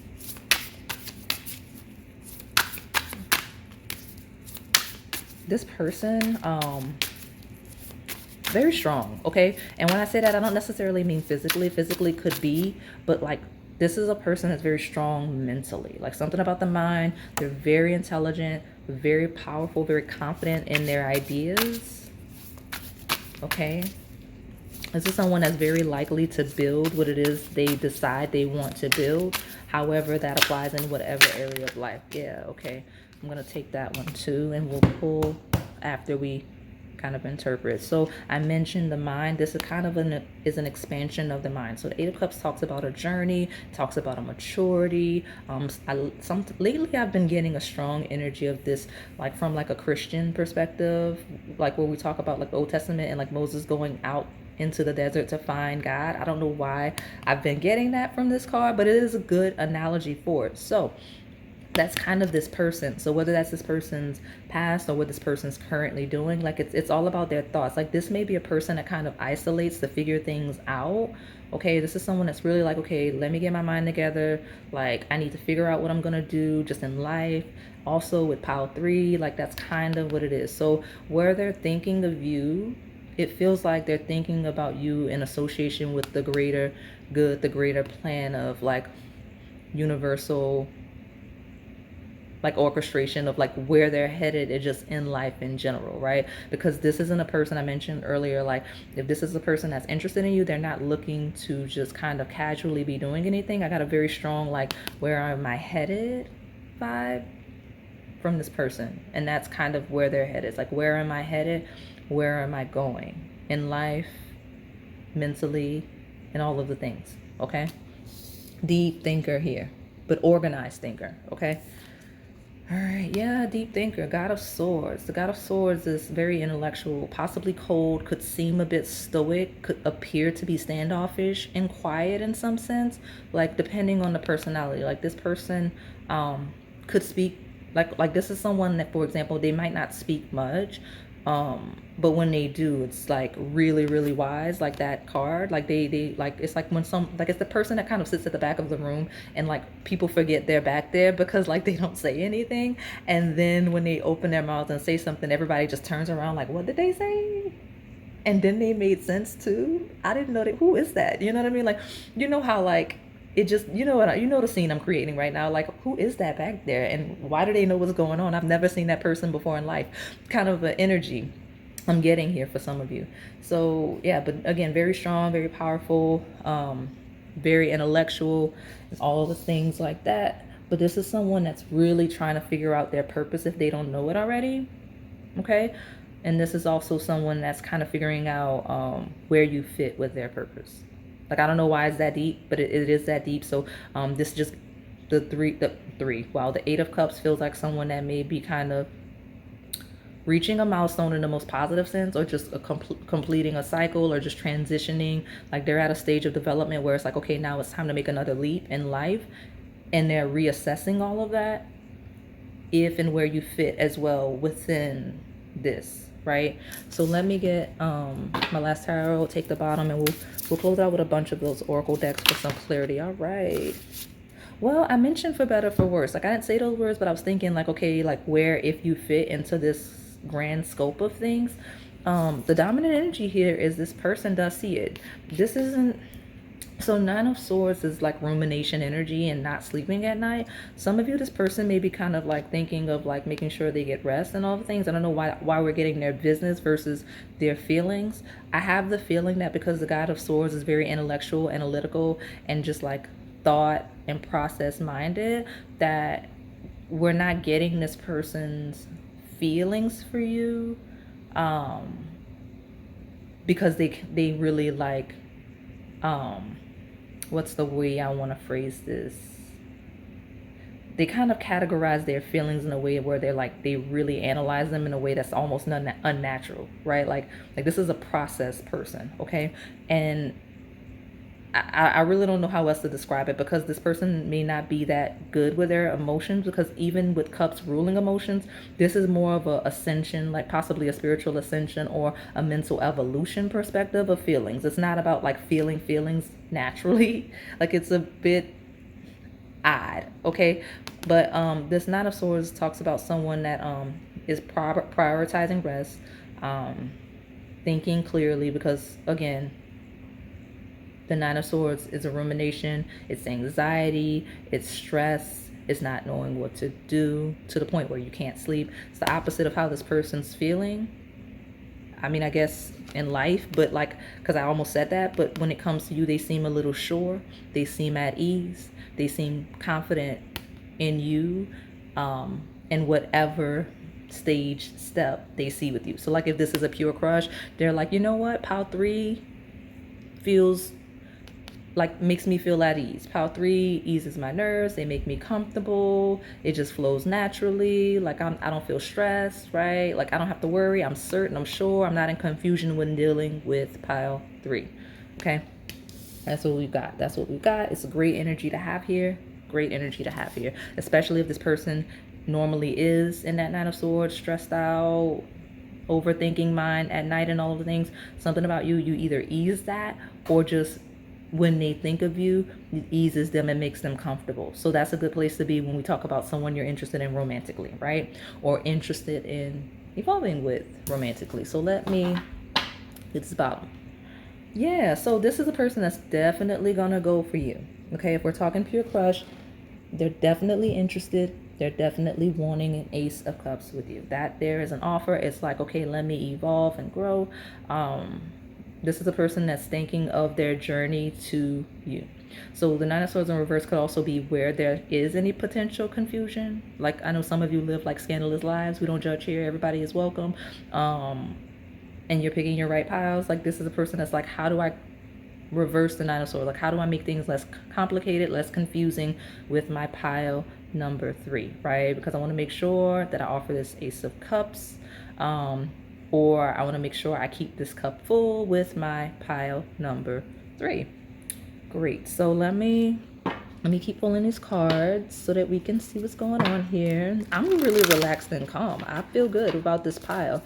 So like something about this person, they feel sure, they feel comfortable. I mean, you do have, you know, a balanced energy here of a win-win outcome. So yeah, I mean, they seem very grounded, level-headed, and confident in how they see you at a minimum. I say, because feelings, something about you, something about the feelings they have for you feels new. So I don't know what stage of a connection you're at, but I did feel that fresh energy at the beginning, and the Eight of Cups feels like a journey to something. And again, the Ace of Cups is brand new. Like it's a cup that's like the beginning of feelings. So it could be renewed feelings. It could truly, like I mentioned, be pure crush, right? Someone that's beginning to see qualities in you that's making them interested, whether they knew you before or not. It could be like anything, but something about it feels new, renewed, fresh. Okay, so let's see. Tell me more about my pile number 3. What is this crush thinking, feeling, and potential next moves for my pile number 3? That's too many. There's 3. I heard 3 steps. Yeah, I'm gonna put this down. I'll take that one. So you got both Sagittarius energies. That's something. Yeah, so lots of fire and activity. So that's a good thing. There's action, especially since we've got this new moon in Aries. So it's time to take action. I keep saying this in reading because y'all are really looking for time and all of the things. But that new moon in Aries we had a while back this year was an eclipse. So I'll mention it because it was an eclipse, okay? Normally I wouldn't keep saying, oh, this happened before, because it's a new year. Everything always happens. But this was important because it was an eclipse. So anything that happened around eclipse season at the beginning of the year of 2024 could be a relevant time period, which either leads you to this person, led you to this person, or something impactful regarding you and them connecting, okay? But it is time to take action. That's what they're telling themselves, okay? That's what they're telling themselves. And they're really thinking through. We talk about that Gemini analytical energy. The opposing sign here, Sagittarius, which technically is not the opposing energy, if I'm being honest. Sagittarius is the opposite sign, but the full moon in Sagittarius actually happens during Gemini season. So Gemini season could be a huge deal. The full moon in Sagittarius could be a very huge deal, because again, this happens there. So look at the bigger picture, something regarding something they see in you, learn about you, you see in them, learn about them in that time period. So when we talk about next moves, let's pay attention to this timeline. For those of you that are watching real time, if this is not real time for you, like you're watching this in a timeless sense, whenever you find this, New moon in Aries could be relevant whatever year you find it, or that eclipse that happened in 2024. And then something about Gemini season around a Sagittarius full moon could be important and could give clarity regarding you and this person, okay? But look at the bigger picture. So there may be some realizations. There may be an expanded perspective. This 8 of Cups could very, 9 of Cups. So something, okay, me channeling 9 of Cups, that's a fulfillment energy. That's an individual fulfillment. So this person may find personal fulfillment around this time in a way that impacts the connection in some way. Because I accidentally said 9 of Cups, but the 8 of Cups, I was going to say, look at me struggling. I'm getting ahead of my thoughts right now. I'm getting ahead of my channeled energy. Some of you may be doing that. Some of these people you're asking about may be doing that. But the 8 of Cups could be ending around this time that I've mentioned for this person. So they may come out of whatever introspection or growth, evolution, because it could simply be learning and studying. If this person is learning, studying, beginning something new in any way, that 8 of Cups could truly be the journey of knowledge, right? Because I did leave a lot of knowledge-based themes, which that Gemini Sagittarius axis rules, okay? And Aries is being very active in that. It also talks about the first house of like I, me, and my personal identity. So this person may, whatever, if they're focused on their personal identity, especially in like a crush sense, they may reach some sort of personal fulfillment around this time or around Aries, depending on when you find this, right? That lets you see a bigger picture, right? Gives you perspective, gives them perspective. So let's keep pulling cards. Okay. Tell me more about my pile number 3. Tell me about my pile number 3. What's the crush thinking, feeling, potential next moves, okay? What's the crush thinking, feeling, potential next move towards my pile number 3? Okay, so you may be asking about 2 different people. You may have asked in different piles about 2 different people, or some of you, this person's thinking about 2 different people, and then maybe that's the introspection, and then also 2 could represent 2 tries with this person. Okay, what's all this? What's all this? It's possible. I don't feel like making this as long as that's going to make it. This person, so just take what I said and where it applies. This person is thinking a lot about themselves. When you think about like 12th house themes of like your mental health, your mind, your dark side, hidden talents, all of those things, like just trying to like figuring out who they are as a person seems to be a theme, okay? Seems to be a thing. So depending on who you ask about, yeah, I think, okay, excuse me if I'm like fumbling up timelines. There seems to be a fumbling up of timelines here, for better for worse, right?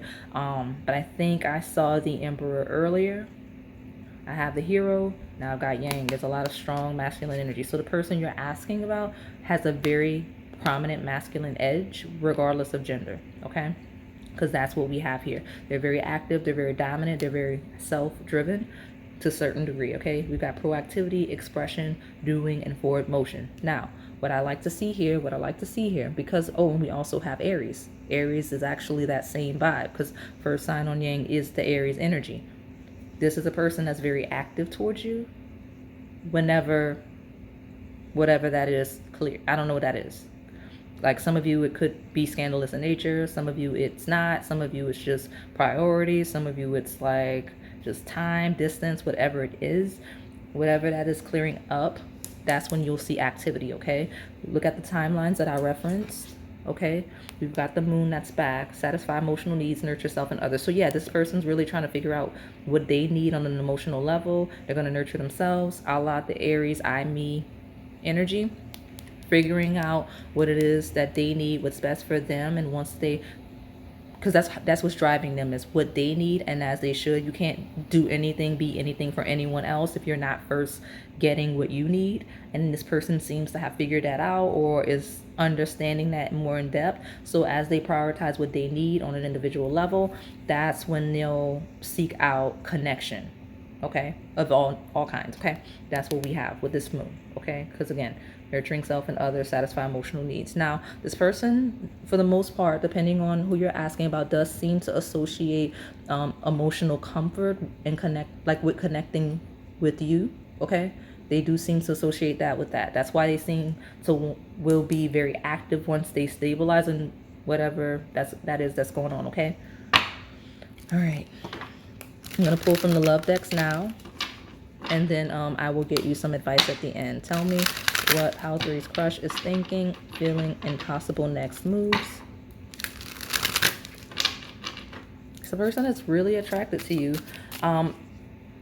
I saw main attraction, so if there's a history of whatever, this person seems to see you as the main attraction, which is being very sure, very certain. Okay, that could be that Nine of Swords in reverse of that clarity. Okay, yeah, I'll take both. Yeah, there's a emphasis on two. Okay, yeah. What did I mention? This person associating you with that their emotional support. I told you, we see that here.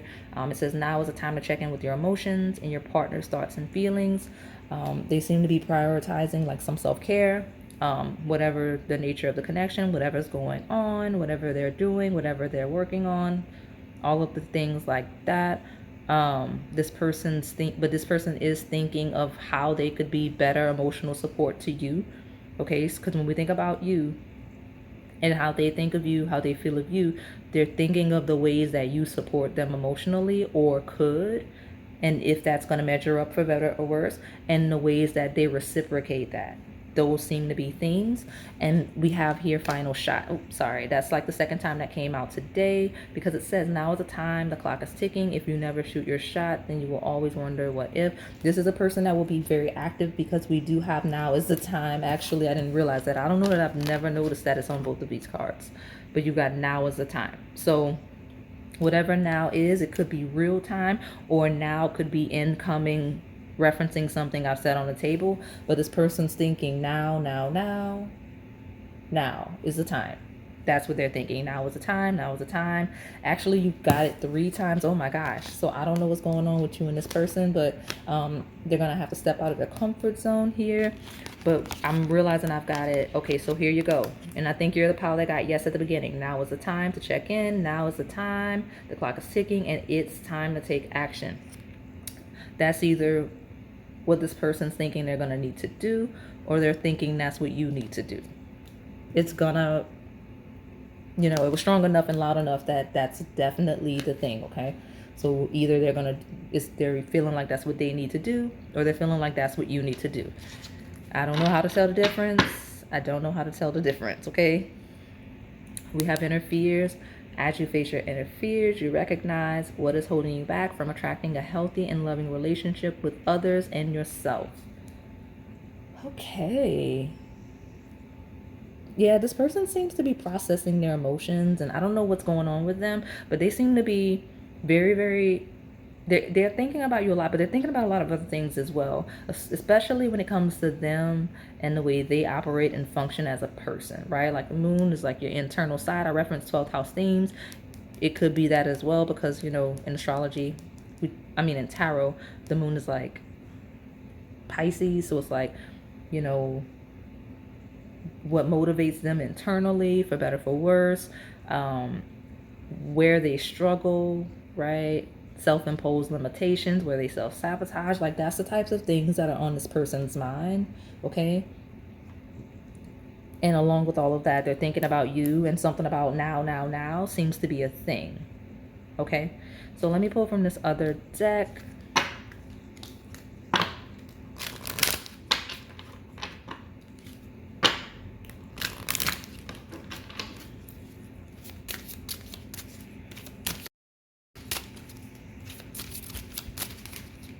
There we go. Codependency. Addictions are affecting your romantic life. Now, I'm not gonna lie. So some of you where that does apply, where we have like negative traits and patterns in someone here on the table, whether you or them, right? Because the moon, illusions, 12th house does rule addictions as it rules mental health, or just unhealthy attachment patterns. We could be talking about that, like where people connect with other people, right, with emotional support, where people connect in a really unnatural way. So we got somebody that's like really clingy, and I don't call people names, but if we've got someone here that really attaches and doesn't know how to be alone, or doesn't know how to take their own individual space, that could be a theme here on the shadow side. Like they're thinking about that. Like some of you, this person's thinking about, like, on the shadow side, like you not knowing how to be alone, or them not knowing how to be alone, and whether that's healthy or not as you two continue to connect. Okay, because it's not healthy. I'm gonna just straight up and tell you that that's not healthy, where you can't be alone, where they can't be alone. Codependency is a real thing, and that's why we send people to therapy, right? We always encourage therapy. There's nothing wrong with therapy. It helps you. People use therapy a lot in association with their spiritual journey. Goes hand in hand, right? Right? Therapy helps your mind. Spirituality helps you on a soul level, right? So like you can do both, because that's what this person's thinking about, whether it's them, whether it's you. If you're connecting, most likely both of you, okay? It's most likely both of you, especially when we start talking about addictions and unhealthy attachment patterns, okay? That's where we are when we talk about that, with you that are already connected, or even early stages if this person's kind of picking up on that with you, okay? All right. Love yourself first. Yeah, so I'm not gonna lie. So where this, even if this person sees that in you, they definitely acknowledge where they are, or their role in whatever dynamic of the connection, or just the way they connect with people in general. So they're focusing on their self-love, self-care, right? I, me, ascendant, that journey of the Eight of Cups, to kind of discover more about themselves and to become a more evolved version of themselves and the way they connect with other people, like just in general as well as romantically, okay? Especially where you have a history of connecting, they're reflecting on all of those things, okay? But love yourself first is a big deal. On the shadow side, this person may not have the most positive perception when it comes to your ability to detach from them, okay? Because you got love yourself first, codependency, and all the things. I don't like to say it like this, but I do kind of need to, as gently as possible. On a shadow side, this could be a person that's thinking about the fact that you may or may not like love yourself because of the way you attach to them. Like if this is a person, especially where we talk about someone that's historically done things to you that they should not have, because some of you are, I don't like it when you do that, but if that's what we need to do to clear this energy, y'all know I got love for you and I'll do it. But where you're asking about someone where there's a not good history, this person's wondering if you love yourself enough, just because it's like, because you've allowed the things that they've done, right? That I don't like saying it. That's why I'm sounding like that. I don't like saying it, but that's depending on who you're asking about. That's how they see it. Like you need to work through that, and where you done those things to them, right? Because polarity, remember polarity. So if you've done things to them in a bad way, they're reflecting on allowing those actions and what in them is allowing that. And honestly, a lot of you will fall in the middle, if depending on who you're asking about on that shadow, where you've both allowed the others to kind of treat you in a way that's not healthy, right? Because on the shadow, now that it's stepped on the table, it feels like two people that bring out the worst in one another, potentially. Okay, so watch it. I didn't want to make this a heavy shadow pile, but it came out and I didn't realize why it was coming out, because it feels a little solemn now that I've pushed in there. But on the lightest side, this person is like so attached to you regardless of stage, right? Like at the earliest stage, you're like, I really am attached to pile number 3. I don't know what it is, because remember you got main attraction. But I do need to make sure I prioritize myself. And even where they know that, and as they do that, they're like, because prioritizing myself makes me the better version of myself, so that I look really good with pile number 3, because I want us to connect in a healthy way, or continue to connect in the healthiest way. You see the polarity and how I read? Yeah, there you go. I'm going to pull from this. I'm going to get your advice and close it out because I did feel like I dragged this out. Some of you, this is something that's long term. You're asking about someone you're long term or someone you've been dragging this out with for better or worse, okay? Which makes sense because I'm realizing that is the wedding cake. So yeah, I could see why those of you that are attached, right, are picking that. I didn't think about that at all when I picked that. I just wanted a cute cookie. Yeah, maturing, clearing up that conflict, that a la that Nine of Swords. So clearing up confusion, clearing up conflict seems to be what's on this person's mind with you. Like clarifying, especially where you have a family, or clearing up conflict where there's discussions regarding starting a family, extending a family, anywhere where that applies. That's what's on this person's mind. It's kind of stabilizing and figuring that out. Some of you, where we talk about really, really early stages, this is a person that's kind of thinking about whether or not they want a family, how far they want to go with a family, right? Nostalgia. Some of you, this person's reflecting on a family. You know, if where we talk about you attachments, let me put this back. I say let me put this back. I don't want to put it back. I don't want to put it back. What I'll do is I'll pull another card because I felt like, look, I can't even get a good grip on this. I want, while I have this maturing of a conflict, I want to lead with the early stages and crush, right? So those of you where you're attached, there you go. So far with my early stages and crushes, where there's confusion getting things off the ground, this person's trying to resolve any conflicts that may be creating that, where they have the power and control. But yeah, shifting gears. So yeah, so when we talk about early stages, this person is shifting gears, and that is an internal thing, and it could be a physical thing, it could be in the real world as well, 3D, right? But something about this person, they're shifting gears and trying to clear up some kind of conflict, and that may apply to you, right? We do have ending. So when we talk about that shadow, we do have potential endings. We do have endings, okay? But some of you, this is an end of something, whatever this person's shifting gears with, and it may very well lead to commitment with you, or put them in a position to where they're able to comfortably pursue commitment with you, regardless of the stage of connection, okay? So let me get your advice. What do I need to tell my pile number threes regarding this person? What does my pile number 3 need to do regarding this person? What's that? We'll take it because it fought back, right? You saw that? It definitely fought back. So let me get, I'll take 2 because something about the number 2 for this pile, okay? I could truly just be supposed to send you back the pile 2, if I'm being honest. That may be what I'm not catching on to as the reader. What's that? Something jumped in and jumped back out. Yeah, something. Let me see. Get one more. What is my advice for my pile number 3, please? Okay, you got a lot of advice. I don't know what else to tell you. I'm gonna take the bottom in a second, but let's just. What is all of this? Okay, so something about. Okay, so we've got twins and we've got reflecting energy. So this person's reflecting on something communication based or something related to like twins, possibly being two-faced or two sides or two people, because twins is two people, right? This person reflecting on that. We've got good luck. So your advice is to just feel lucky, I guess. I don't know what's going on. Overcome fear, be successful. Well, I mean, feel lucky, overcome fear, and just be successful. So those of you where the whole now thing, like if you resonated with it needing to be you, it's saying to overcome fear, it's going to work out with this person. Now, don't be picking this pile asking about somebody that you know you're on bad terms with. You know what I'm saying? Like, you know it's bad terms. Yeah, you know it's difficulty and struggle and hardship and lessons. Don't ask, like if you're asking about somebody, like leave it alone. I always tell you guys where to leave it alone because I can see some of you asking where you need to leave it alone. If you know there's a negative history, just leave it alone.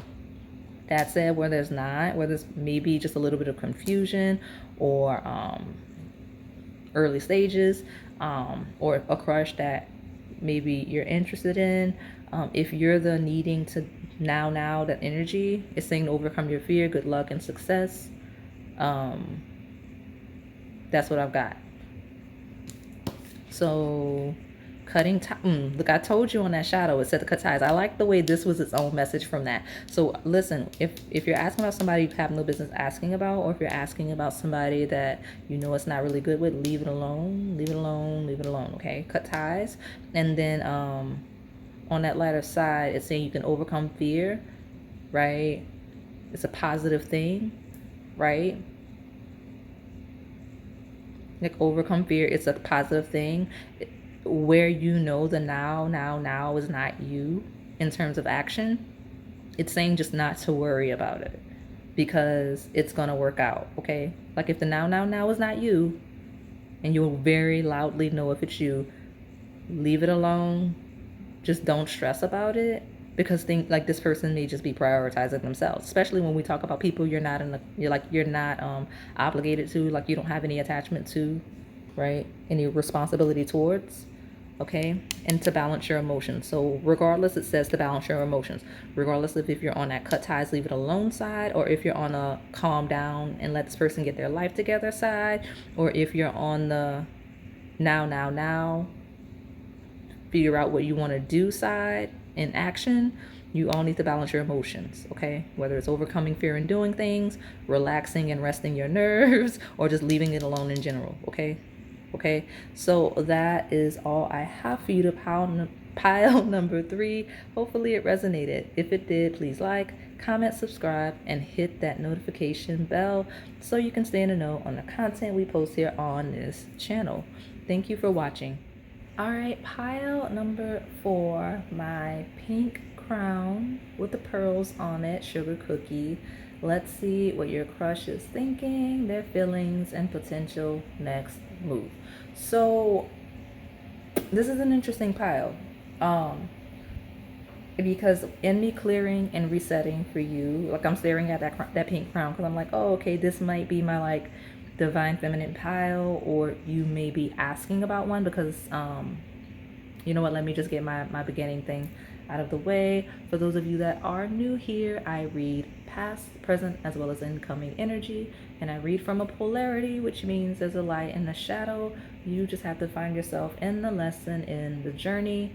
And yes, you can have multiple piles. Yes, you can ask about multiple people. Yes, sometimes it comes through in the same piles.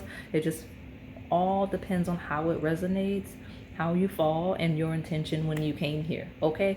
So the pink crown feels like divine feminine energy, whether that's the intended question, right? The person that's being questioned about, or the person stepping in for the read, okay? It's very strong, very strong. And I'm realizing that it's because it's that pink crown, right? It's the really delicate and feminine pile, right? Feminine crown, right? So I say that because here we go. I've got the little spirituality cherry blossom Chinese peacock, which doesn't have to be feminine, but it could be, right? But look who's here. You got the Empress at the bottom, okay? You got the Empress, all right, at the bottom of your reset. Well, here we go. Look at that. Number 3, the flower moon, little bloom energy. Does feel like spring, so maybe real time for some of you. We've got the full moon in Taurus, which, yeah, it happens in Scorpio season, but Taurus is ruled by Venus, you know, goddess of love herself, and yin, receptive, feminine energy, right? That's what we've got. That's what we've got. So I'm like, oh, okay, this is my divine feminine pile. And it doesn't mean that every other pile is not, but just something about you, that energy is very strong, very pronounced on you, or on the person you're asking about. Like, it's a very strong, like, the aura is very powerful. Like, people get a wave of this person. It's like, yeah, that's a very feminine person in a complimentary way. And it doesn't mean your gender, right? Doesn't mean anything about your gender when we talk about that receptive energy. That said, it's more likely someone that at least attempts to present in some form feminine, because it's loud. Okay, it's very, very loud. So let's get into it. Then maybe your confirmation that you're in your right place, right space, okay? Like, you may be spiritual, or this person may be spiritual. Some of you here may be coming from that peacock pile, I'm realizing, and you may definitely be coming from those flower readings. If not, have a look at those playlists with the flower readings. maybe take a look at the peacock spirit if you're called to it, but don't force it. Don't force it. Just go where you're called, okay? We don't pressure people here. We just let you know what may resonate for you. So tell me, my pile number 4, what is the crush thinking, feeling, and potential next moves? What's the crush thinking, feeling, possible next moves for my pile number 4? Yeah, let's take it. Compassion. Elder, large blue. So yeah, I mean, this person feels a lot of compassion for you. They may feel you feel a lot of compassion towards them, okay? Where applicable. So let me see. We got courage, Muling, and purple shot copper. So I think the last time like this, I went years without seeing this card on camera, and then I think it came out like twice within the last couple of weeks. So I think I say that because I remember associating this with the peacock. So the fact that like I was already talking about that and this came in, it's funny. You may be actually coming from the pile where that happened. Okay, if you are, welcome. That synchronicity was for you to make sure you know you picked your right pile.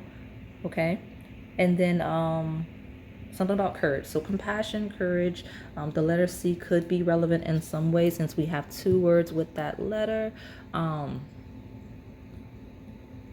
Something about being compassionate. Oh, I heard in the face of courage or something. Just something about courage and compassion tying together. Okay, let me see. Okay, there it is. Well, let's tie this together with this tarot. We'll clarify what that means. Okay. Ooh, look at you. Look at how this the person sees you as amazing, honestly, because look at you. You got the Sun and the Empress. Like, this person sees you as like really powerful, magnetic, really attractive, just amazing. Like you're the best thing ever. That's cute. Look at you. Look at you. Let me make sure I don't put reversals in this deck. But yeah, I mean, this person sees you as a lot.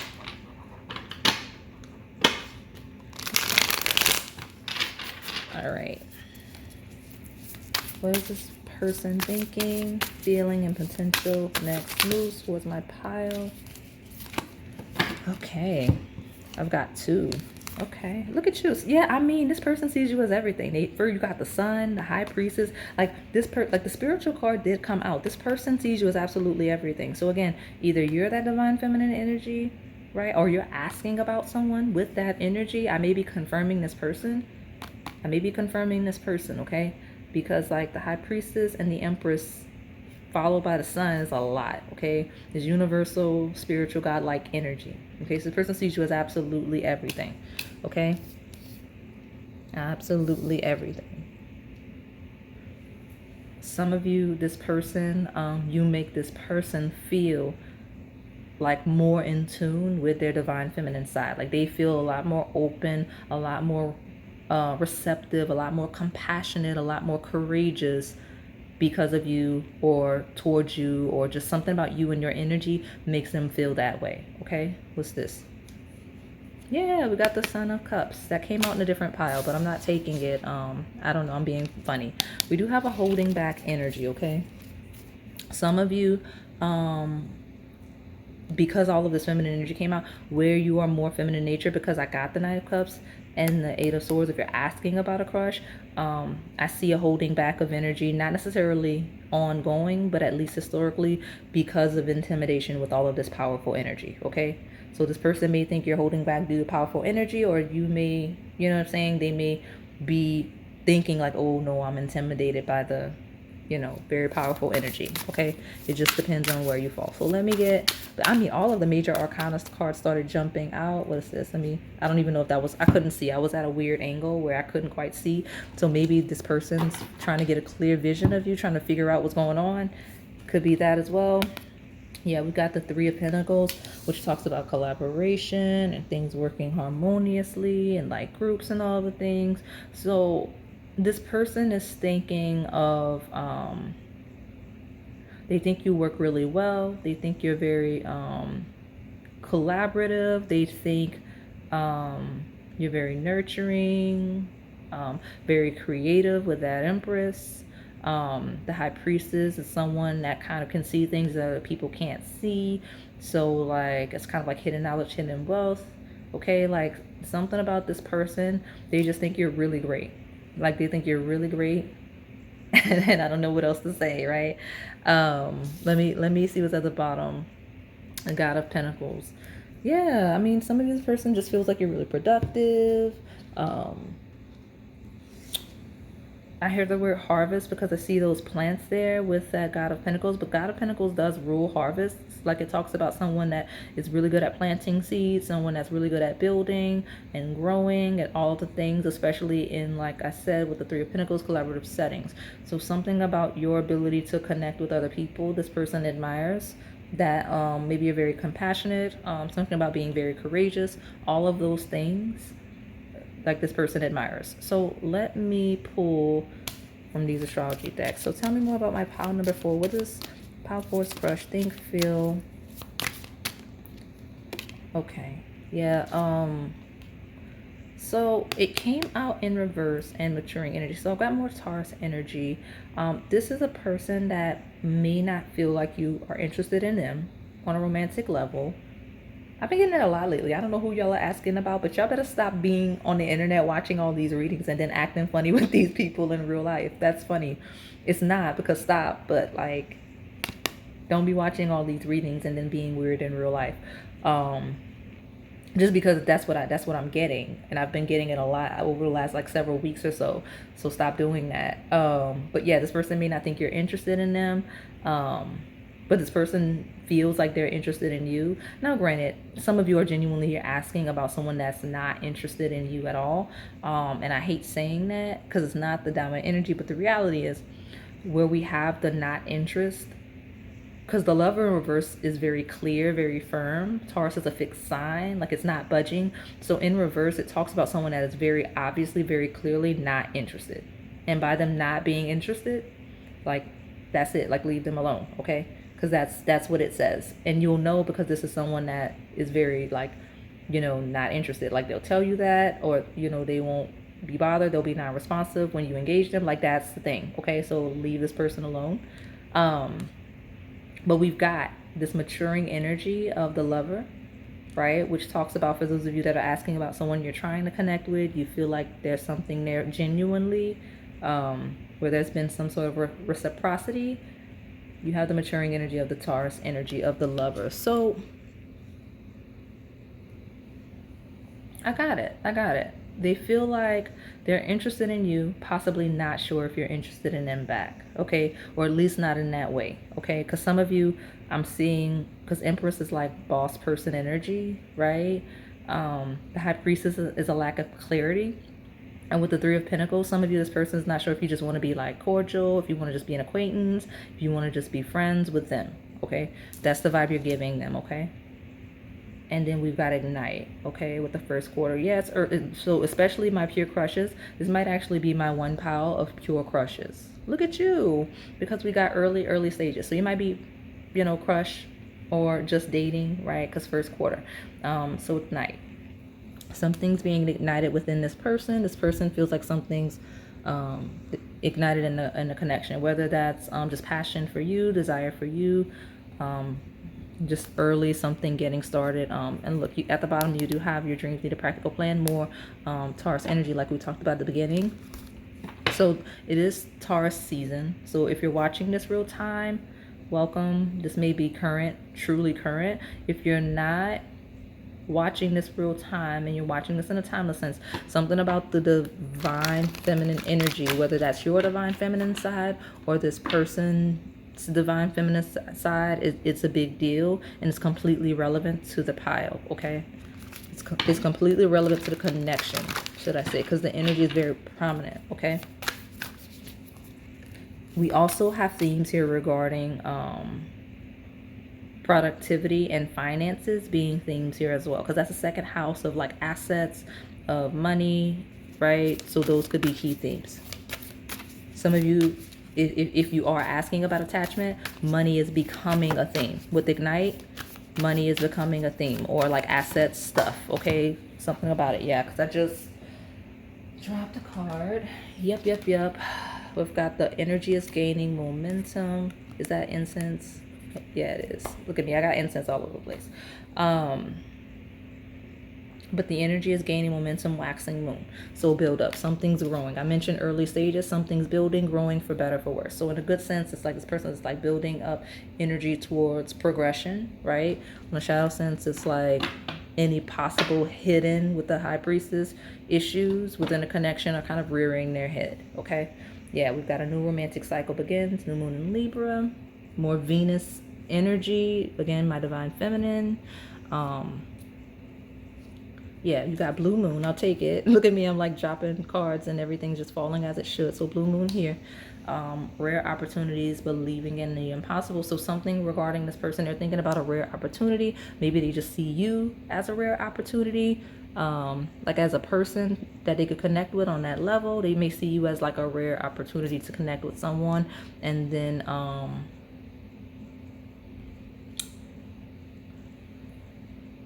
what is this? What is this? What is this? I was going to read the shadow, but then I lost it. So it's not important apparently. Okay. But yeah, building momentum towards a connection. So that's a big deal for you and this person. It looks really good. So I'm optimistic for this pile. So let me start pulling more cards. Tell me about my pile number 4. What is the crush for my pile number 4? Thinking, feeling, and potential next move. That's my pile 4. Crushes, thinking, feeling, potential next move.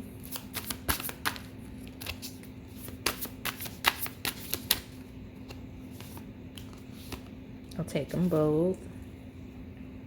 Scorpio, so it's yeah, I shuffled it back. So Scorpio's back. Intensity, purging, exposing, renewing. So it talks about transformation. So something, now I'm not gonna lie, we talk about that Taurus energy. That is the axis. So that's the axis that rules money. So your money in Taurus, other people's money in Scorpio. So where there is a shadow, I'm seeing where there are financial themes. There's financial themes that are creating shadows in the connection, whether that's one of you lacking, or just one of you overextending, or just something about the money, finances, and debts, and all of the things, and inheritances. Those are themes here, okay?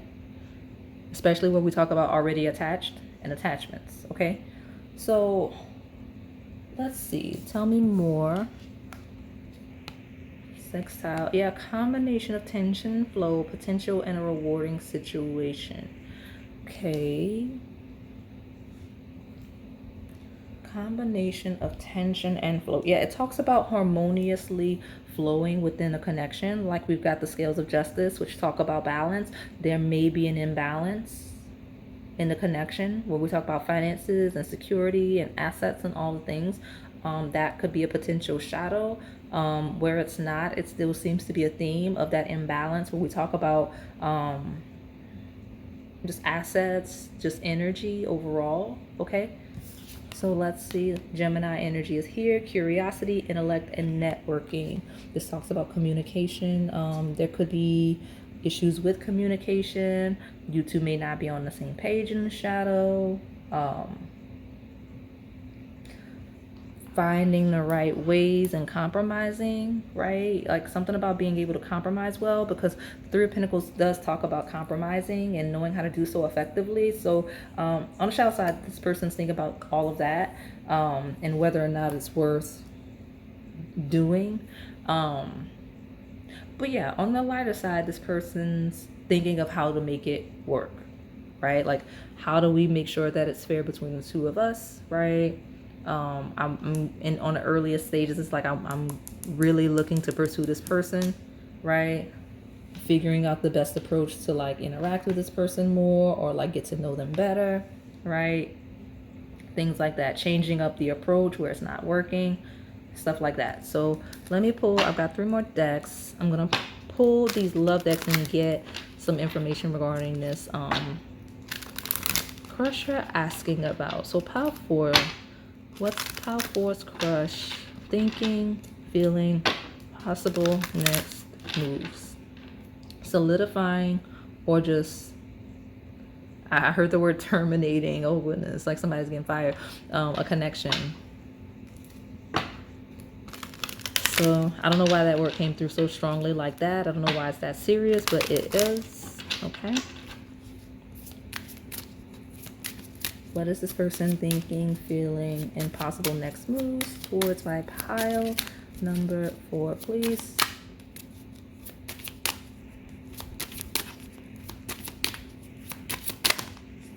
Yeah, incoming energy. Yeah, so I mentioned earlier when I looked at that Scorpio card, I mentioned like a changing of approach, or changing possibly because Gemini came out with it, like the approach of communication, since that's that sign that rules that.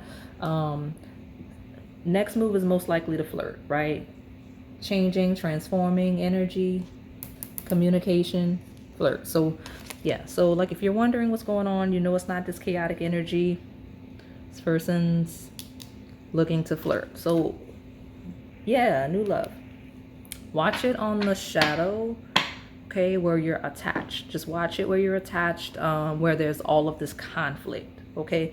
Like, don't worry about it if there's not conflict. What I'm seeing here is already lots of miscommunications, lots of drama on the shadow. So that's how you know, right? You're dealing with someone where it's incompatibility or just lots of drama, okay?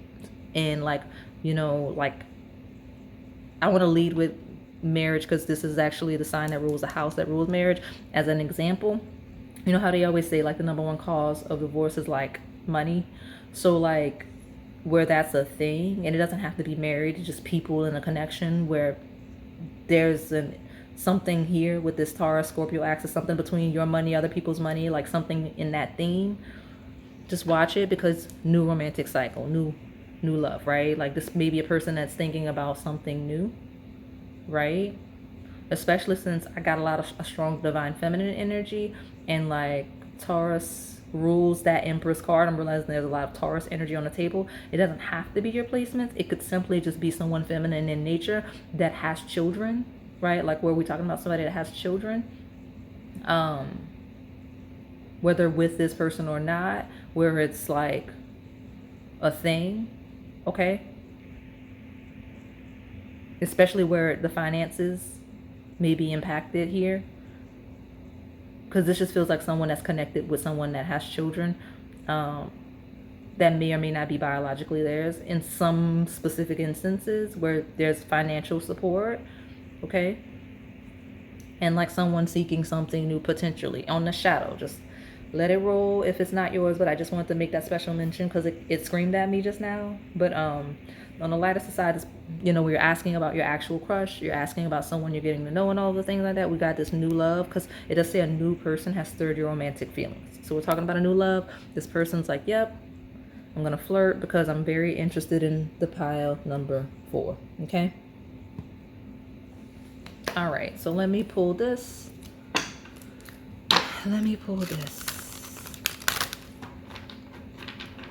Some of you, this person's thinking about, on the lighter sense, like having children, where that applies. They're like, you know, I could see myself having children, or maybe we should start that conversation about children. That could be a thing, okay? Tell me more about my pile number 4. Some of you, this person's trying to figure out how to flirt. Okay, tell me more about my pile number 4. What's the crush thinking, feeling, possible next move?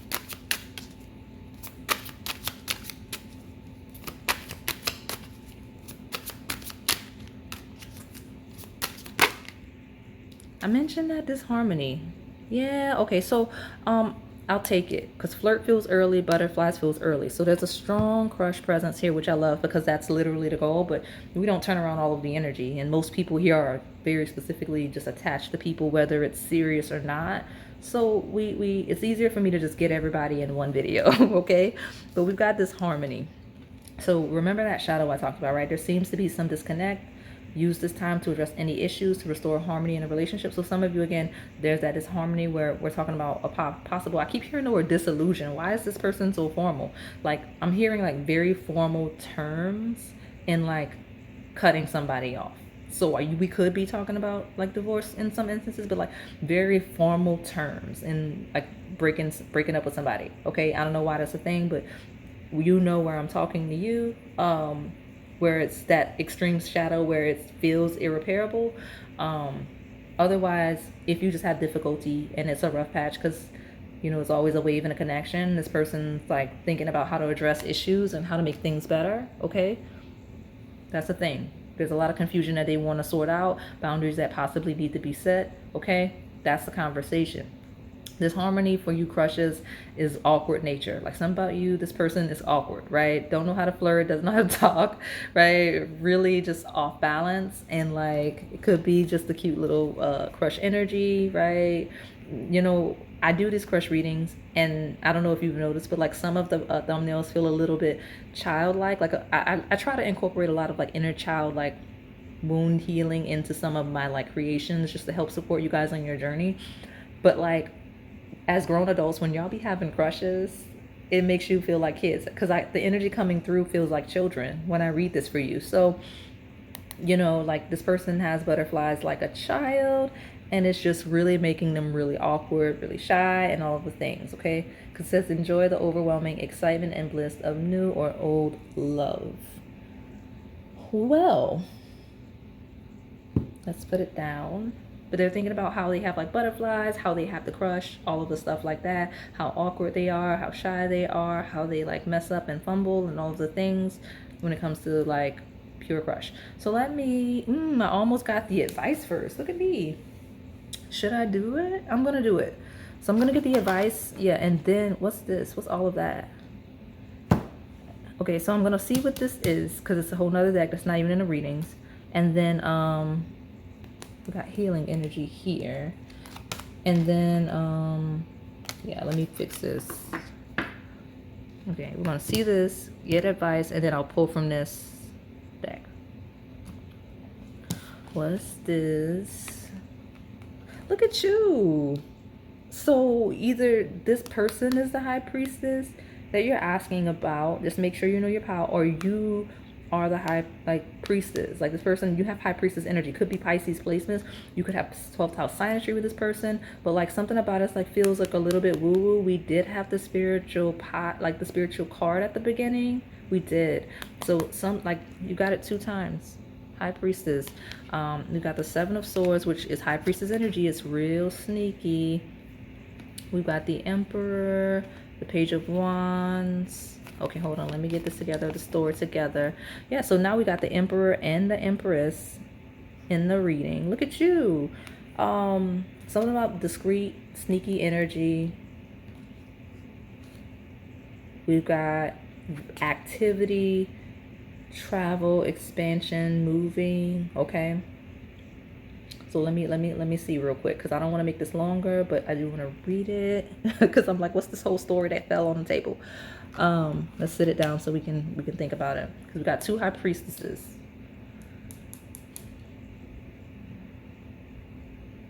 We've got a high priestess.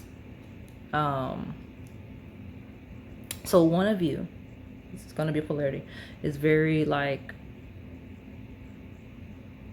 dreamy, flowy, right? Like very high priestess, beneath the radar, possibly in the shadows, possibly very discreet, and one of you very active, right? Very active, very powerful, very strong, very dominating in, I guess, the world, right? Like someone's really active here with this emperor, and this page of wands is like it's like a spark, and like the 8 of cups is like moving along a journey. It's like on a journey. It actually feels like an emperor that's actually on a journey. So where there's an emperor on a journey, you've got like a high priestess discreetly in the background, either of the journey or just in general, right? And I don't know how that applies. It's a real weird woo-woo energy. Okay, it is a real weird and woo-woo energy. But that's kind of how it is. Let me see where this may apply. You know what? Watch it where we talk about like finances though, where we talk about connections, because we could very well be talking about a masculine that doesn't feel like he can trust a feminine here, okay? Because it feels very strongly that whether it's true or not, I'm like clearing energy. Let me get the story because it's this whole story. Like we've got like an empress, like let me move on beyond this high priestess energy because they sneaky. I'm so serious. I'm not like laughing at you or your situation because I don't even know what side you're on. But I rarely get this weird dynamic where it's like someone's like spilling tea. Like there's this weird sneaky energy in the shadow where someone's like, oh no, right? So watch that, okay? On the shadow. So where are we going with this on the lighter side? On the lighter side, it does feel like a little bit of support. It feels like inspiration with the Page of Wands. Page of Wands is inspiration on where to go, how to go, okay? Some of you, this person feels like you discreetly support them or they discreetly support you in the best way, okay? We've got healing energy at this bottom still. Let me pull your advice. Let me get your advice, and I guess I'm gonna have to hold that other oracle deck for last. So what do I need to tell my pal for this woo-woo ominous read? Because it is a woo-woo ominous read, especially at the end. You got the Emperor and the Empress on the table. You've got two High Priestesses.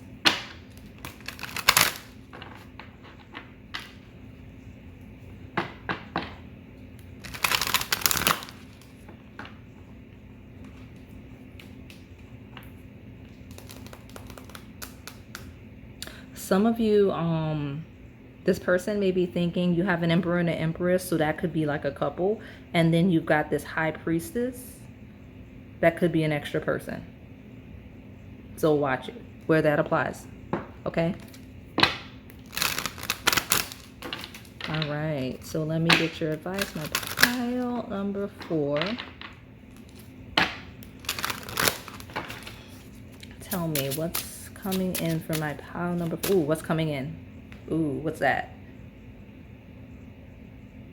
We do have a journey. So some of you are going on a journey or you're on a journey, okay?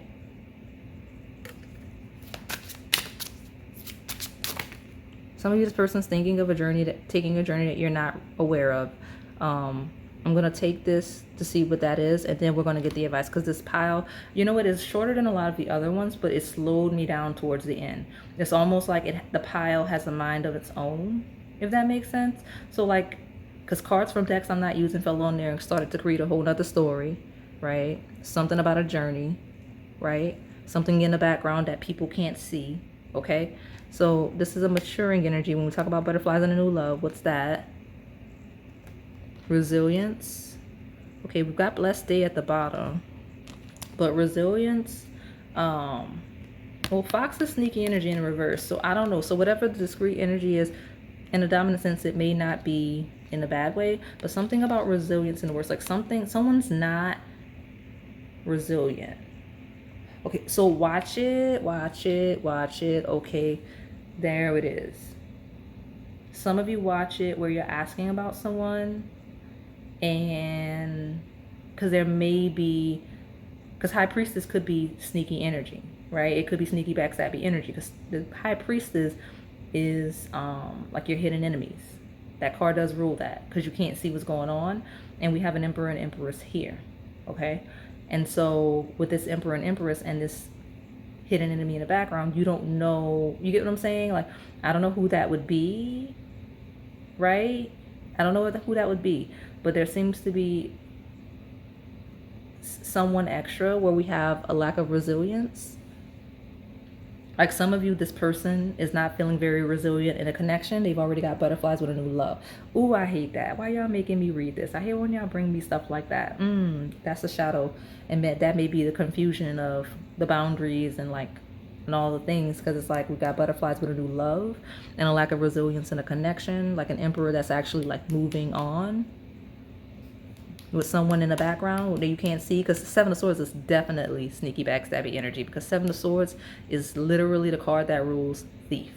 It's literally someone sneaking off with the 7 swords, sneaking off in the night. I don't like that shadow of a read. That's a shame. So, but I mean, you know, especially like a resilience when we're talking about a blessed day, right? We're talking about a blessed day. So I'm gonna pull your advice after, okay? I'm gonna take this blessed day here, because I don't want to leave y'all with this shadow like that. Give me 1 second. Y'all gonna eat me up in the comments.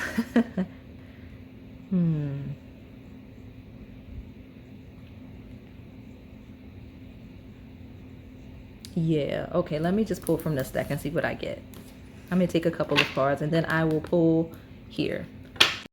So tell me, what is this person thinking, feeling, and their potential next moves towards my pile number 4, please? Look, I can't even, what is this? What is this? We've got a dream lover. Okay.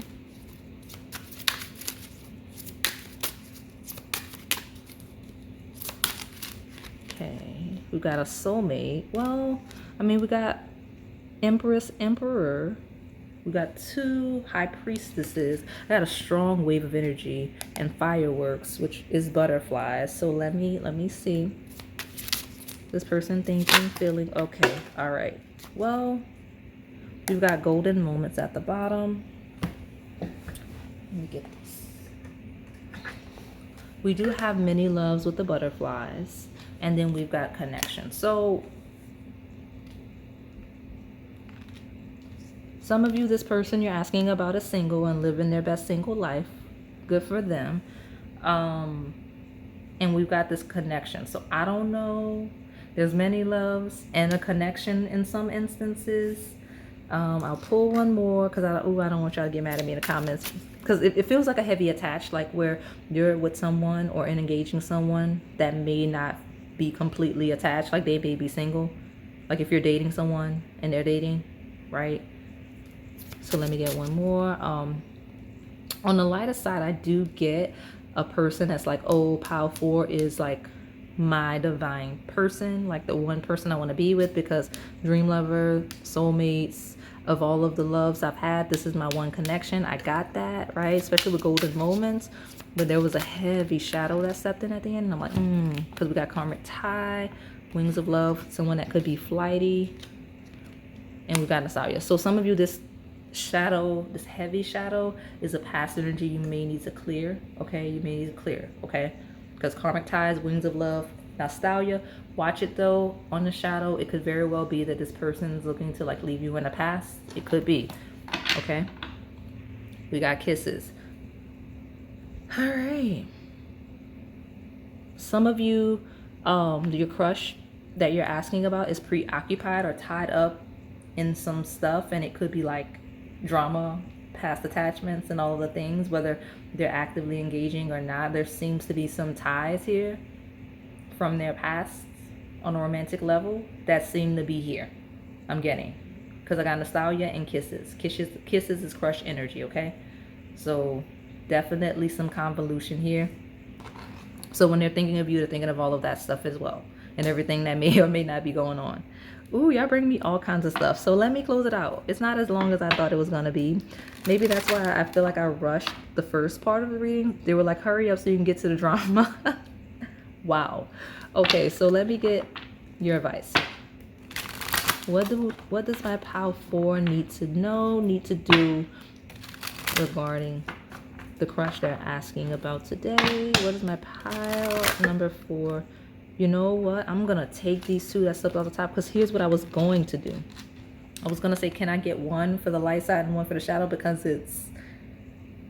The shadow was loud. I'm not going to lie. I didn't care for the fact that it was loud. But let me see. So this is going to be...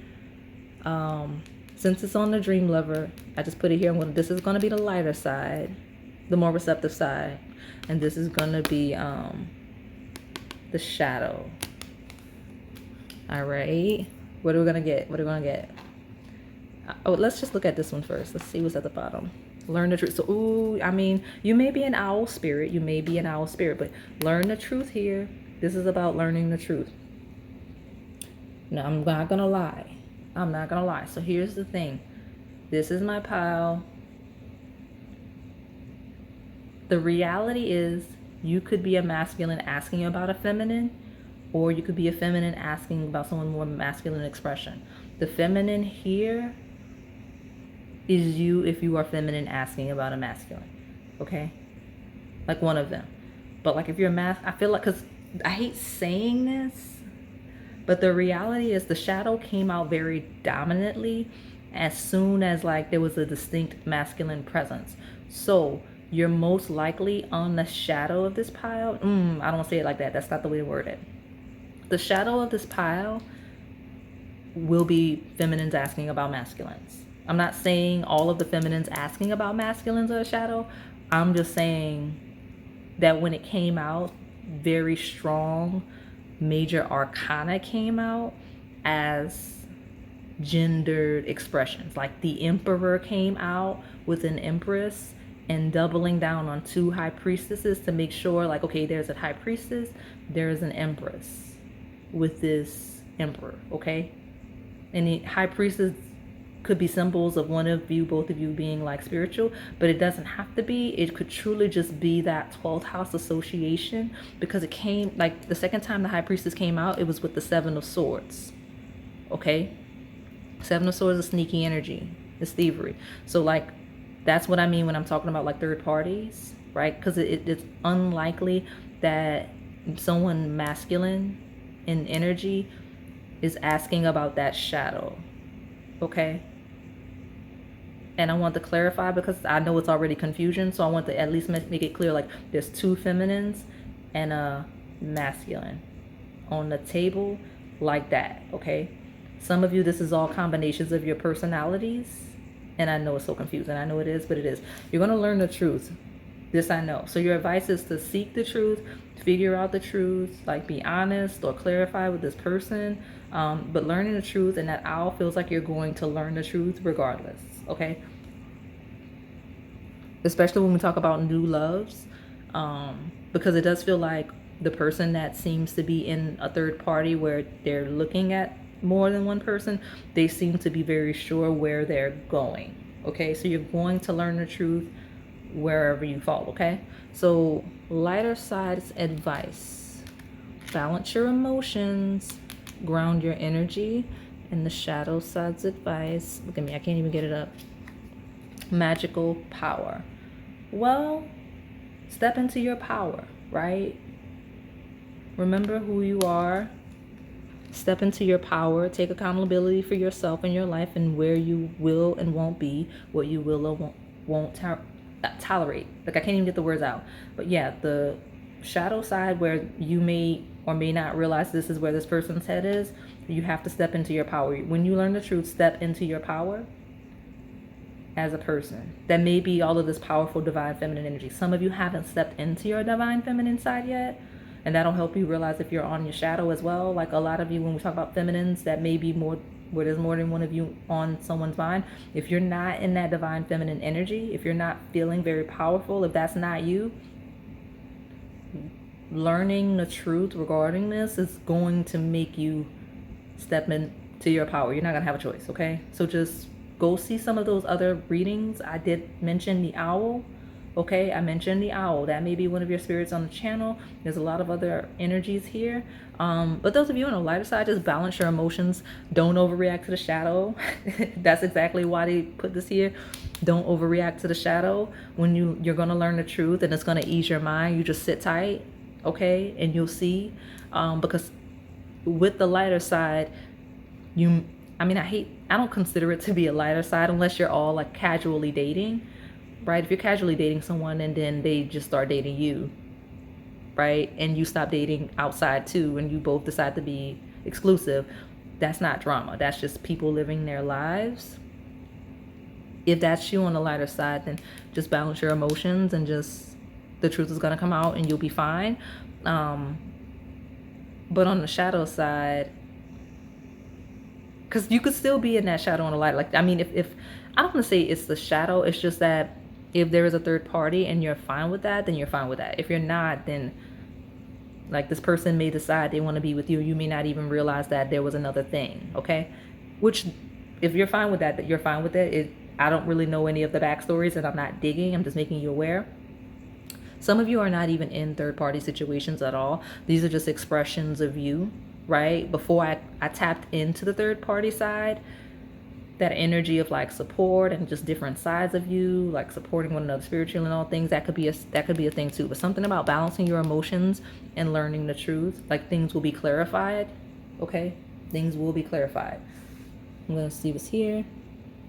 Yeah, there is something's going to change, and whatever change happens, because it's right on top of Scorpio, whatever change happens, it will be clear. Like, you will no nobody in this pile is going to be confused for very long. So I'm going to just leave it alone. I'm going to leave it alone.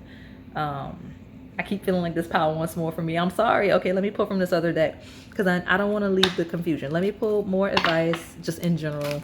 I got the New Orleans Oracle deck. Let me just get one more and I'll close it out, because I feel so bad because it got so chaotic at the end.